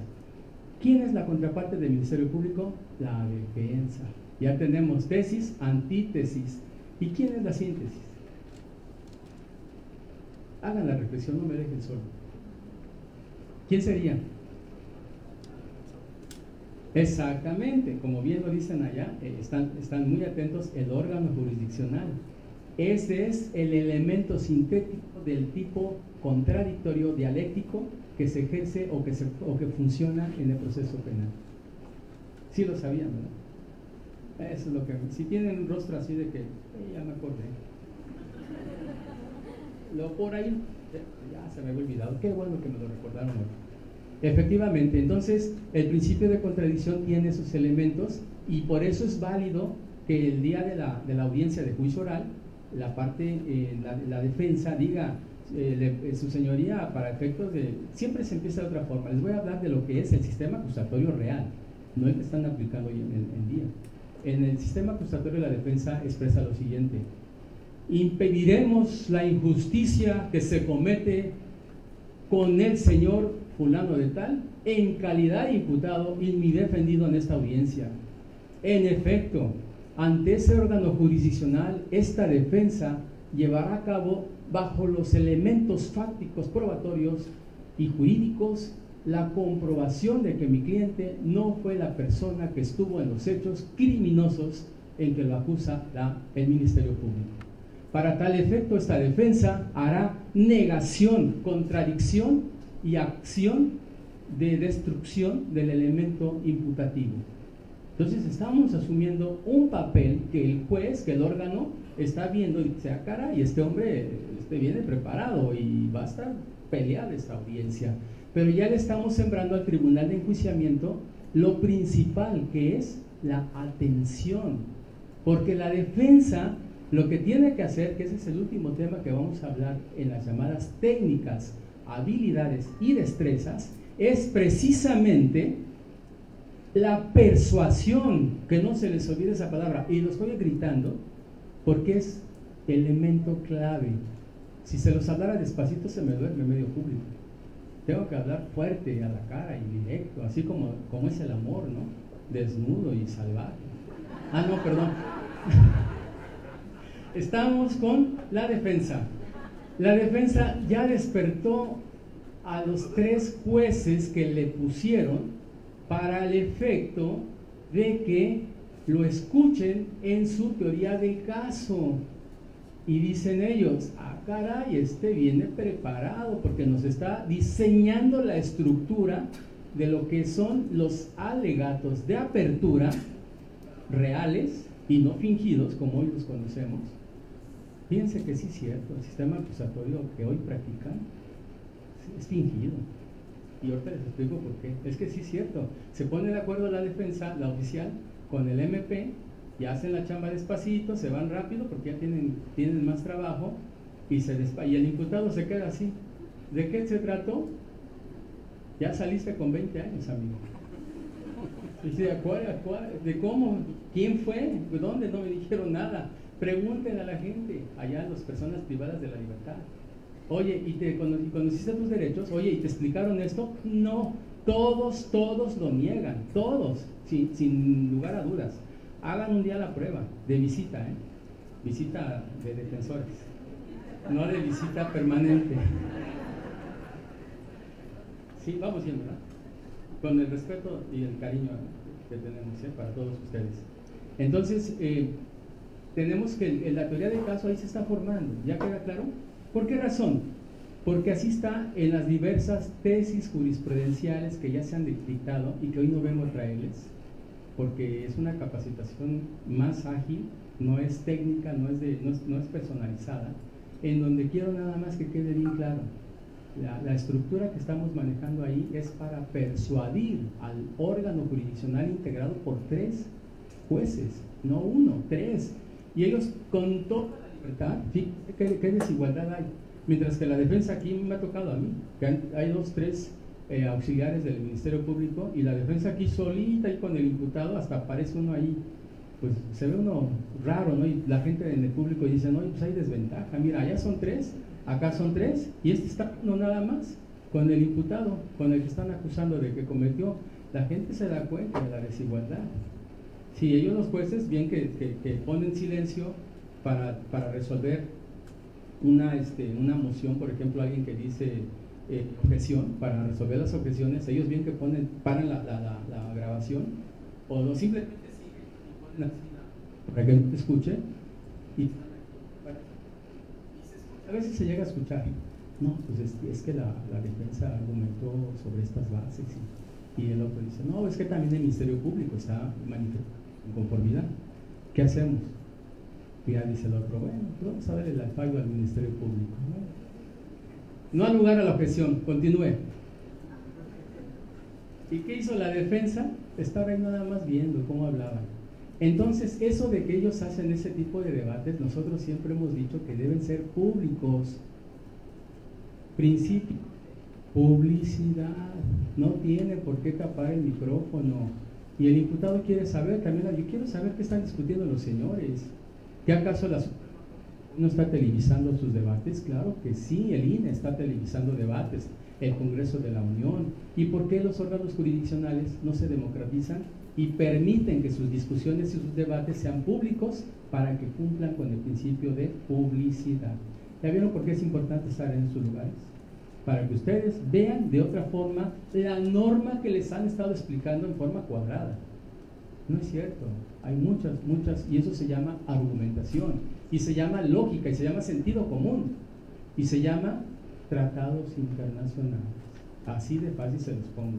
Cuando ustedes estén bien empapados de tratados internacionales y se metan a este tipo de eventos, van a ver cómo les cambia la vida, se los asegura su servidor, por favor. Y principio de concentración significa que solamente ante el órgano jurisdiccional se deben de desahogar todas las pruebas, todas las manifestaciones, los debates deben ser dirigidos por un órgano, por lo tanto se concentra en una persona la dirección del proceso penal. Hasta ahí vamos bien, no hay dudas, ¿verdad? ¿Podemos seguir? Gracias. Las finalidades del sistema penal. Muchos de nosotros le entramos, conocemos y no nos explican cuál es su finalidad. Por eso cuando ustedes conocen personas y dicen, te veo muy raro, algo quieres, ¿cuál es tu finalidad conmigo? Eso es lo que vamos a hablar hoy. Primero, La primera finalidad que se establece en el Código Nacional de Procedimientos Penales, reducir, que es una totalmente utopía. Pero ¿saben qué son las utopías?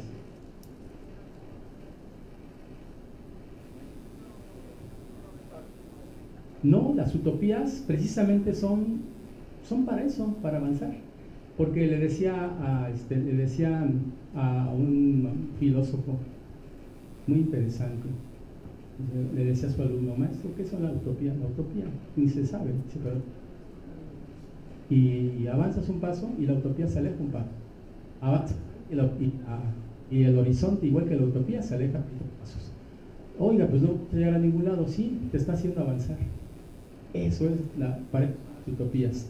Bueno, ahí tenemos una de ellas, que es reducir los índices de impunidad. Primera finalidad. ¿Por qué es importante? Porque hoy tenemos una violencia exageradamente pavorosa que muy pocas personas estamos haciendo algo por evitarlo. 2. Rapidez y seguridad jurídica a los procedimientos penales. Es otra utopía, pero sí se cumple.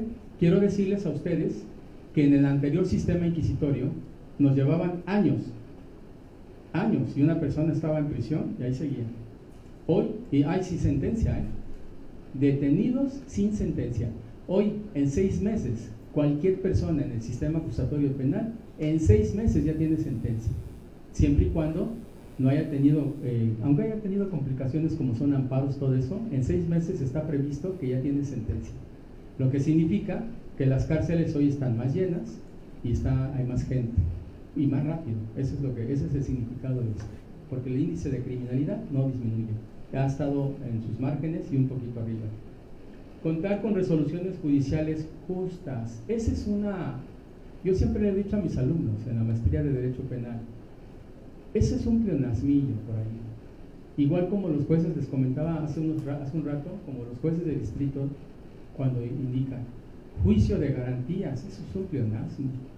Eso es no saber el contenido de las reformas constitucionales. ¿Por qué razón? Porque el amparo hoy es una garantía constitucional y deben ustedes saberlo. Y si tú dices juicio de garantías, estás diciendo juicio de juicios. ¿O juicio de qué? De garantías. No, eso ya no es juicio de amparo. Antiguamente sí se decía juicio de garantías, hoy ya no. Porque hoy la Constitución dice, artículo 1, de los derechos humanos y sus garantías. Hay que diferenciar esa sistemática, por favor. Para eso son estas conferencias también, para precisar lo que los jueces de distrito nos confunden. Juicio de garantías, Dios mío. Recuperar la credibilidad de la ciudadanía hacia las instituciones del sistema de justicia penal, otra de las finalidades. Se ha visto que la ciudadanía cada día desconfía más de sus instituciones y lo vemos cuando, por ejemplo, en Morelos se dio el caso de una persona, un empleado de un súper, un Gomar, que es como un súper de esas cadenas en las gasolineras, y según entró una persona a robar, robo con violencia, no es asalto, el asalto es otra cosa, es robo con violencia, y es un delito grave. Llega el empleado por atrás, toma un cuchillo de ahí mismo de la empresa, no la empresa con la que usan ellos, y lo degolla. En lo que lo saca para afuera, lo pongo así yo con ese pleonasmo, en lo que lo saca para afuera, el juicio de garantías, le empieza a desangrar al momento que lo arrastra para expulsarlo fuera del comercio, fuera del local, se desangra y muere. Entonces la juez de control, Nancy Tovar, que entre otras cosas ha hecho más sentencias como esas muy contradictorias, decreta la prisión preventiva y decreta homicidio grave. Entonces la gente se le va encima, la defensa, fíjense, eso es lo que les digo, que se animen. La defensa, en muy buena estrategia, encaminó a los familiares del imputado, de su defendido, y ¿qué creen? Hicieron su relajo afuera del juzgado. Y fue toda la prensa, se publicó en todas las redes sociales, hasta ustedes empezaron a conocer cuando es de Morelos. ¿Y qué creen? La juez decretó auto de no vinculación. fue tanta la presión popular, tanta la presión de los medios sociales, que ustedes dicen, pues ¿en base a qué? Pues en base a esta finalidad, que precisamente es recuperar la credibilidad ciudadana hacia las instituciones de la Administración de Justicia Penal. Pasamos a la siguiente, por favor. Me dicen hasta cuándo quieren el receso y paramos. Las etapas del procedimiento. Pues miren, recuerden que la primera etapa, para todos aquellos, por favor, que tomen nota, la primera etapa siempre se inicia con la noticia criminosa, ya sea con una detención por hecho flagrante o por la noticia criminosa. Esto es una denuncia o querella que la parte ofendida, la víctima, presente por escrito o por comparecencia ante el Ministerio Público. Ahí se inicia la carpeta. La carpeta es la primera etapa y se llama investigación administrativa, o también se llama investigación desformalizada, porque no existe todavía ninguna autoridad que pueda calificar que todo eso es legal. ¿Vamos bien? Por eso, cuando la carpeta se judicializa, antes se decía se consigna, ahora se dice se judicializa, es porque se presenta ante el juez de control para que él analice si existen elementos o no para poder llevar a cabo la persecución en este caso de la persona, decretar la orden de busca y aprehensión. Sí, o se decreta lo que se llama el citatorio para que comparezca. Si no comparece y es citado, entonces se decreta la orden de aprehensión. ¿Cuándo empieza ante el juez de control?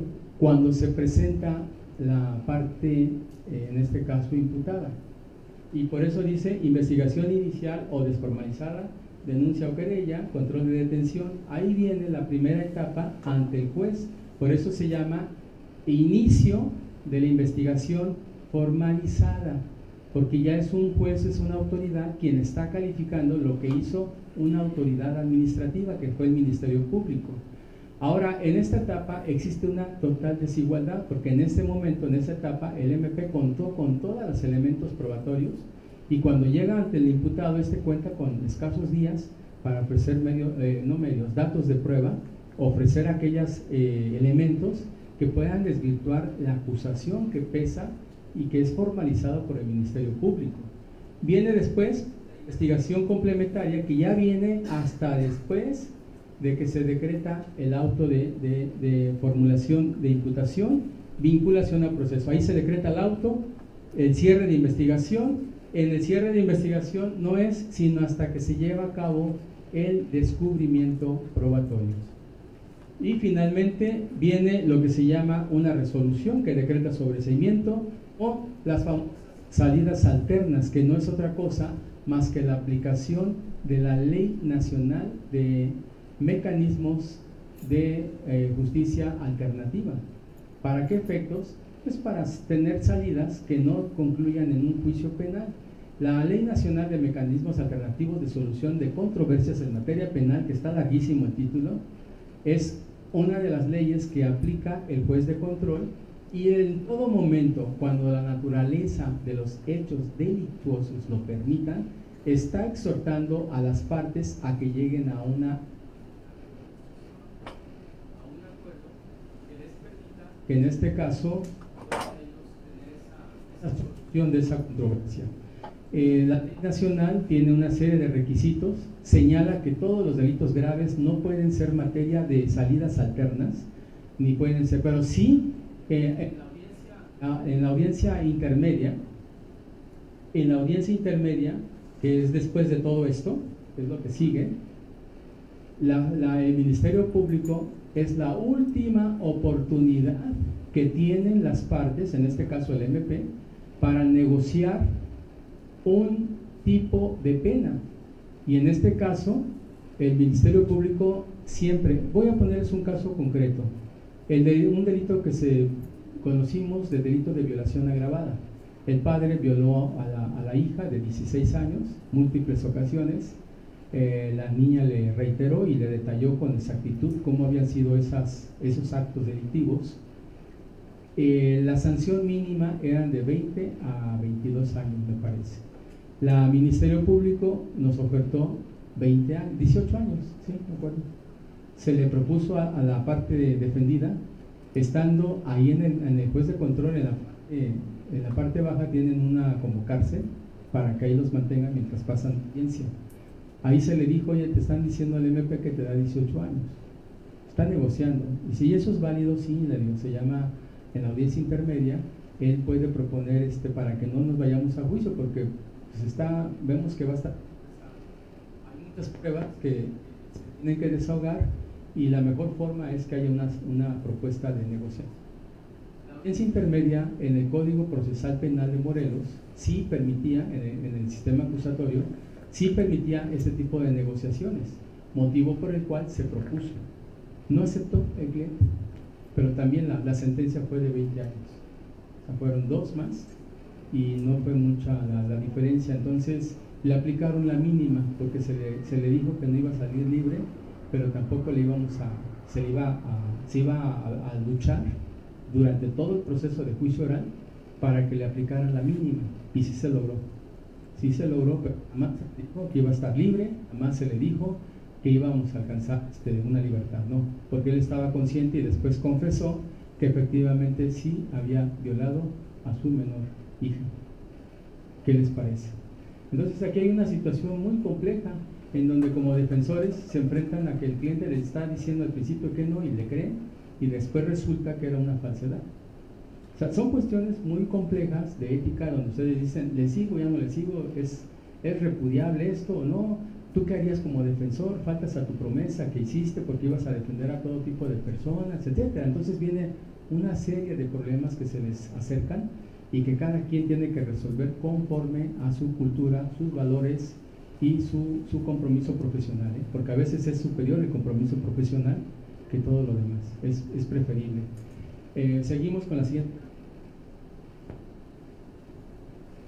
Aquí está lo que les comentaba, la fase intermedia. Esta etapa intermedia se hace de la siguiente forma: se inicia con la presentación de la acusación por escrito que nos hace llegar a la defensa el Ministerio Público por conducto del órgano jurisdiccional. En esta, la acusación siempre debe llevar los elementos constitutivos del delito. Se va a tener que establecer cuál es la pena que se está pidiendo, del tipo penal, el grado de ejecución, todas las circunstancias que conllevan a la identificación de los hechos que son materia de la acusación. Se notifica, se contesta por escrito, se puede hacer, o se puede pedir se difiera la audiencia. El Código Nacional nos permite diferir la audiencia hasta en tanto nosotros estemos en posibilidad de preparar todos los elementos que consideremos sean importantes para defender a nuestro cliente. Se señala la fecha de audiencia, y en esa fecha de audiencia nosotros ya debemos ir preparados con todos los medios probatorios que se van a ofertar, si es que lo hay por parte de la defensa, y si no, simplemente a señalar, esperar que le estén aceptando las pruebas o estableciendo cuáles de ellas son ilegales para que las puedan excluir del auto que admita las pruebas. Porque es importante que haya acuerdos reparatorios. Los acuerdos reparatorios consisten en el conjunto de elementos. Por ejemplo, pónganse a pensar ustedes en un acta de nacimiento. ¿Qué pueden objetar ustedes de un acta de nacimiento donde dice que la niña tiene 16 años y él es el padre y sí sabe que son 16 años?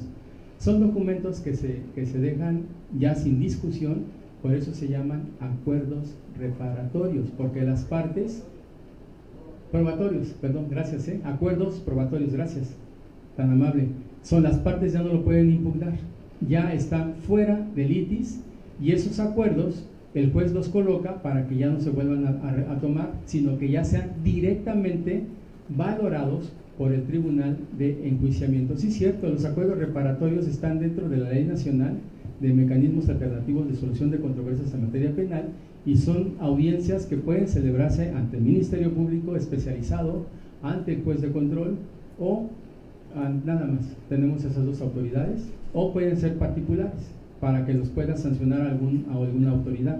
Tiene la característica de que se señala en qué forma se va a resarcir del daño a la víctima, fechas, y debe ser sancionada por una autoridad, que en este caso siempre por excelencia es el Ministerio Público, especializado en lo que es fuerzas en materia de este tipo. Después viene fase oral, pero ¿qué pasa? Quiero que estemos conscientes que ya el juez decretó una fecha en la que se va a desahogar la etapa de juicio oral, y es donde viene ya la segunda parte de este módulo. Sí, pasamos a la siguiente. Lo importante, vamos a hablar de cuáles son sus etapas. La etapa empieza siempre con la apertura de lo que se llama la vista de apertura y los alegatos de apertura. Los alegatos de apertura inicia siempre el Ministerio Público, lo que es cansado. Créanme que ojalá fuera así como una plática que se da. No, es que es la lectura a todo lo que ya leyó. Y no una vez, ya lo oímos como 3 o 4 veces. Y otra vez, esos no son alegatos. Entonces el juez tiene que llamar la atención a las partes y decir, a ver, precísenme la estructura de sus alegatos, no me los esté leyendo. Dígame cuál es el elemento probatorio, cuál es el fáctico y cuál es el jurídico. Y de ahí dígame cuáles son sus elementos para desprenderlos y qué es lo que usted promete al tribunal de enjuiciamiento durante la etapa de juicio oral. Los alegatos de apertura tienen esa estructura que vamos a ver en este momento.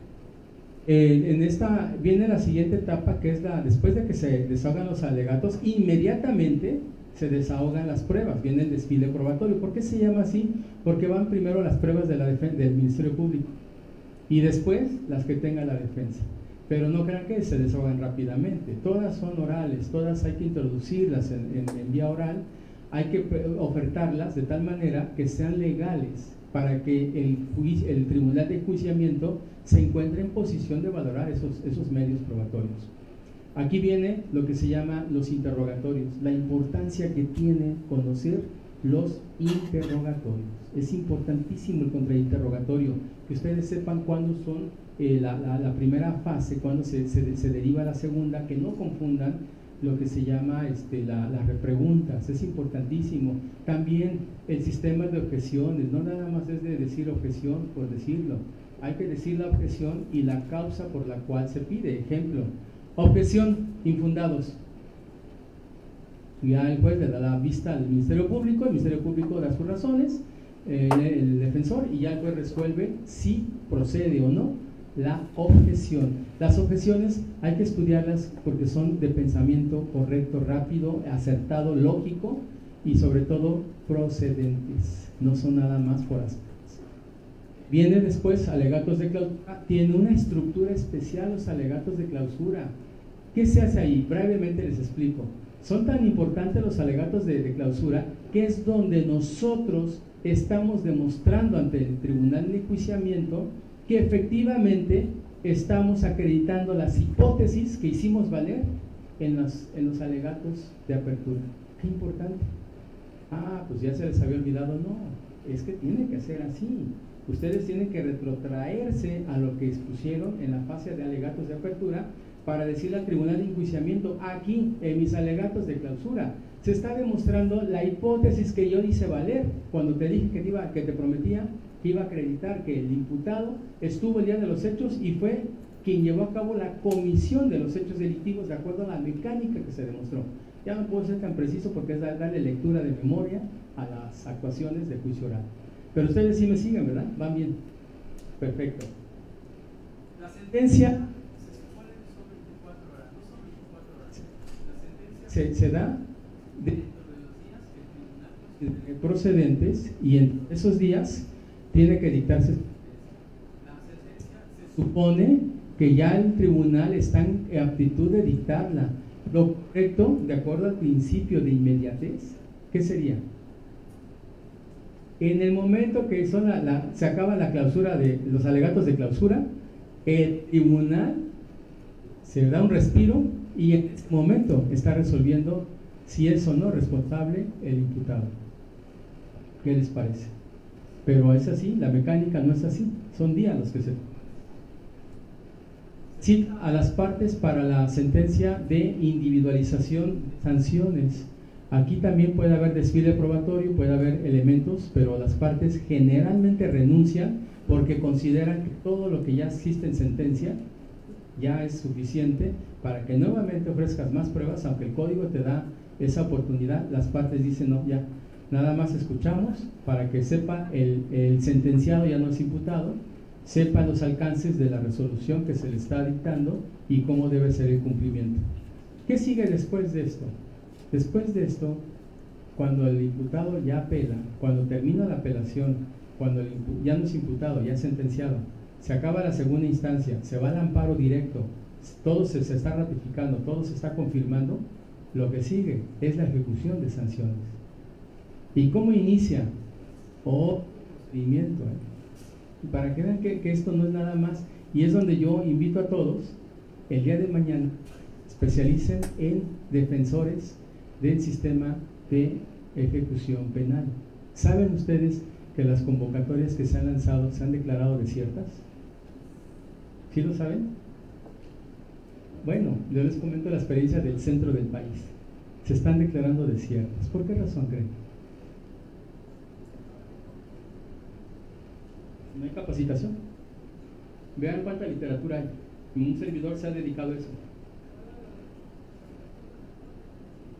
De ejecución penal. Es tan fácil.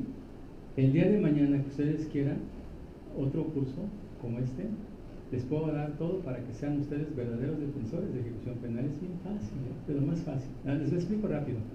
¿Cuándo inicia la ejecución penal? Cuando ya causa estado la sentencia. Y les quiero explicar para que no digan, no nos vienen a decir que sí, nos calienta motor y no arranca el carro. Vamos a arrancar el carrito a ver dónde llega. Y les pido a todos su paciencia. ¿Están de acuerdo o le cambio? ¿O le dejo? ¿Sí? Es que los veo tan emocionados con esos rostros tan alegres que me inspira seguir explicando con esa pasión. Bien, la ejecución penal inicia cuando causa estado la sentencia. ¿Cuándo causa estado? Todos lo sabemos. Una sentencia penal causa estado cuando ya no existe ninguna otra instancia que hacer valer el sistema recursal o sistema de impugnación. Es decir, ya agotamos apelación y ya agotamos amparo directo. ¿Vamos bien? Se confirmó todo. Ahí va a empezar. Llega la carpeta o el expediente con los datos de la sentencia al administrador del Tribunal de Ejecución de Penas. Y este administrador lo tramita a un juez, a un órgano jurisdiccional que se llama juez de ejecución penal. El juez le da entrada, le asigna expediente, le asigna causa e inicia el procedimiento de ejecución penal. ¿Qué tiene que hacer el juez penal? Determinar que los alcances de la sentencia condenatoria, donde explica qué sanciones están y qué medidas de seguridad hay y qué reparación de daño, todo eso lo clasifica y se hace lo que se llama cómputo. Es decir, desde cuándo entró por primera vez una persona privada de libertad, desde el primer día que entró al centro penitenciario, y cuándo va a ser la fecha en que él va a salir. Día, hora, mes, año. ¿Qué les parece? ¿Verdad que está muy interesante? Y esto es un derecho humano que todos tenemos que conocer. No se trata de que los que quien debe de ser yo, no. No, todos debemos de conocerlo, porque esto es proceso penal. Entonces el juez de ejecución penal puede señalar una fecha a petición de parte para efecto de que determine la lectura de los alcances de la sentencia y se inicia lo que se llama también un expediente administrativo ante el director del centro penitenciario. Va a ser también un cómputo muy similar al del juez para que se especifique cuándo va a salir esa persona, el día, la hora, el lugar, etcétera, el mes, año. Una vez que se tiene esto, empiezan a haber una serie de procedimientos. Por ejemplo, cuando la sentencia señala beneficios, la persona privada de la libertad debe de estar asesorada debidamente para que cuando posiblemente pueda salir en forma anticipada. Entonces ahí interviene el defensor porque a petición de la persona privada de la libertad, no del sentenciado, ella cambió su nombre. Entonces se inicia mediante escrito que va dirigido al órgano jurisdiccional después de ejecución penal para que se inicie la audiencia oral en donde se van a hacer valer los posibles beneficios preliberacionales a favor de la persona privada de la libertad. Cuesta trabajo, pero así está en la ley. No crean que es así está en la ley y me estoy limitando a lo que establece la ley. Claro, ¿cómo inicia el procedimiento de ejecución penal? ¿Cuántos procedimientos puede haber? Los necesarios. Por ejemplo, hay apelación en contra de medidas restrictivas de libertad. Un defensor de repente no lo dejaron entrar y siempre nos pasa, El director dijo que no, que porque te estaba castigado su cliente, la persona privada de la libertad. No, el defensor puede interponer apelación o un recurso para efecto de que el juez de control conozca de esa inconformidad y escuche a la persona privada, es decir, al afectado. ¿Por qué razón no dejaron pasar a su defensor? Entonces vamos a ver cuántas medidas, cuántos recursos existen en donde ya no se deja tan abandonada estas personas. ¿Y cuántos procedimientos? Hay otro procedimiento, el de libertad anticipada. Entonces mucha gente no lo sabe, muchas mujeres me están comentando que están ahí privadas de la libertad, con hijos. A esas hay que sacarlas, no tienen por qué estar los niños sufriendo esas medidas restrictivas de la libertad. Estamos afectando su personalidad, su sano desarrollo y sobre todo estamos afectando el principio general, el principio superior e integral de la protección de la niñez. Ese principio que está en la Convención de los Derechos de la Niñez de 1989, casi nada. Entonces todo esto nos conduce a pensar que necesitamos conocer estos procedimientos. Les prometo hacerles un esquema para que conozcan cuántos recursos, cuántos procedimientos hay, y hay uno importante que a mí me parece sumamente importante: un recurso de inconformidad en contra de cualquier medida restrictiva del director del centro penitenciario, cualquier medida que afecta a la persona privada de la libertad. Es más, si la persona privada de la libertad le pide al director del centro penitenciario que lo asesore para hacer un recurso en contra de él, ¿qué creen que pasa? Que tiene obligación, de acuerdo a la Ley Nacional de Ejecución Penal, de prestarle asesoramiento correcto. Es increíble, digo, esto es un avance que pocos conocen y que muy pocos, hacen valer, y por eso están sin trabajo, y por eso las convocatorias están desiertas, porque no están preparándose en el sistema de ejecución penal. ¿Y qué les puedo decir? Cantidad de elementos, pero no es una clase de ejecución penal, solamente es un índice que les doy para que vean qué interesante es. Siguiente, por favor. La etapa de ejecución penal, ya se las expliqué, perdón, pero adelante. Siguiente, siguiente. Bien, pasamos a la siguiente, es el módulo 2. Ahí está el módulo 2. ¿Quieren que hagamos un receso? Sí, ¿no? Receso, por favor. Si son tan amables, regresamos en 15 minutos.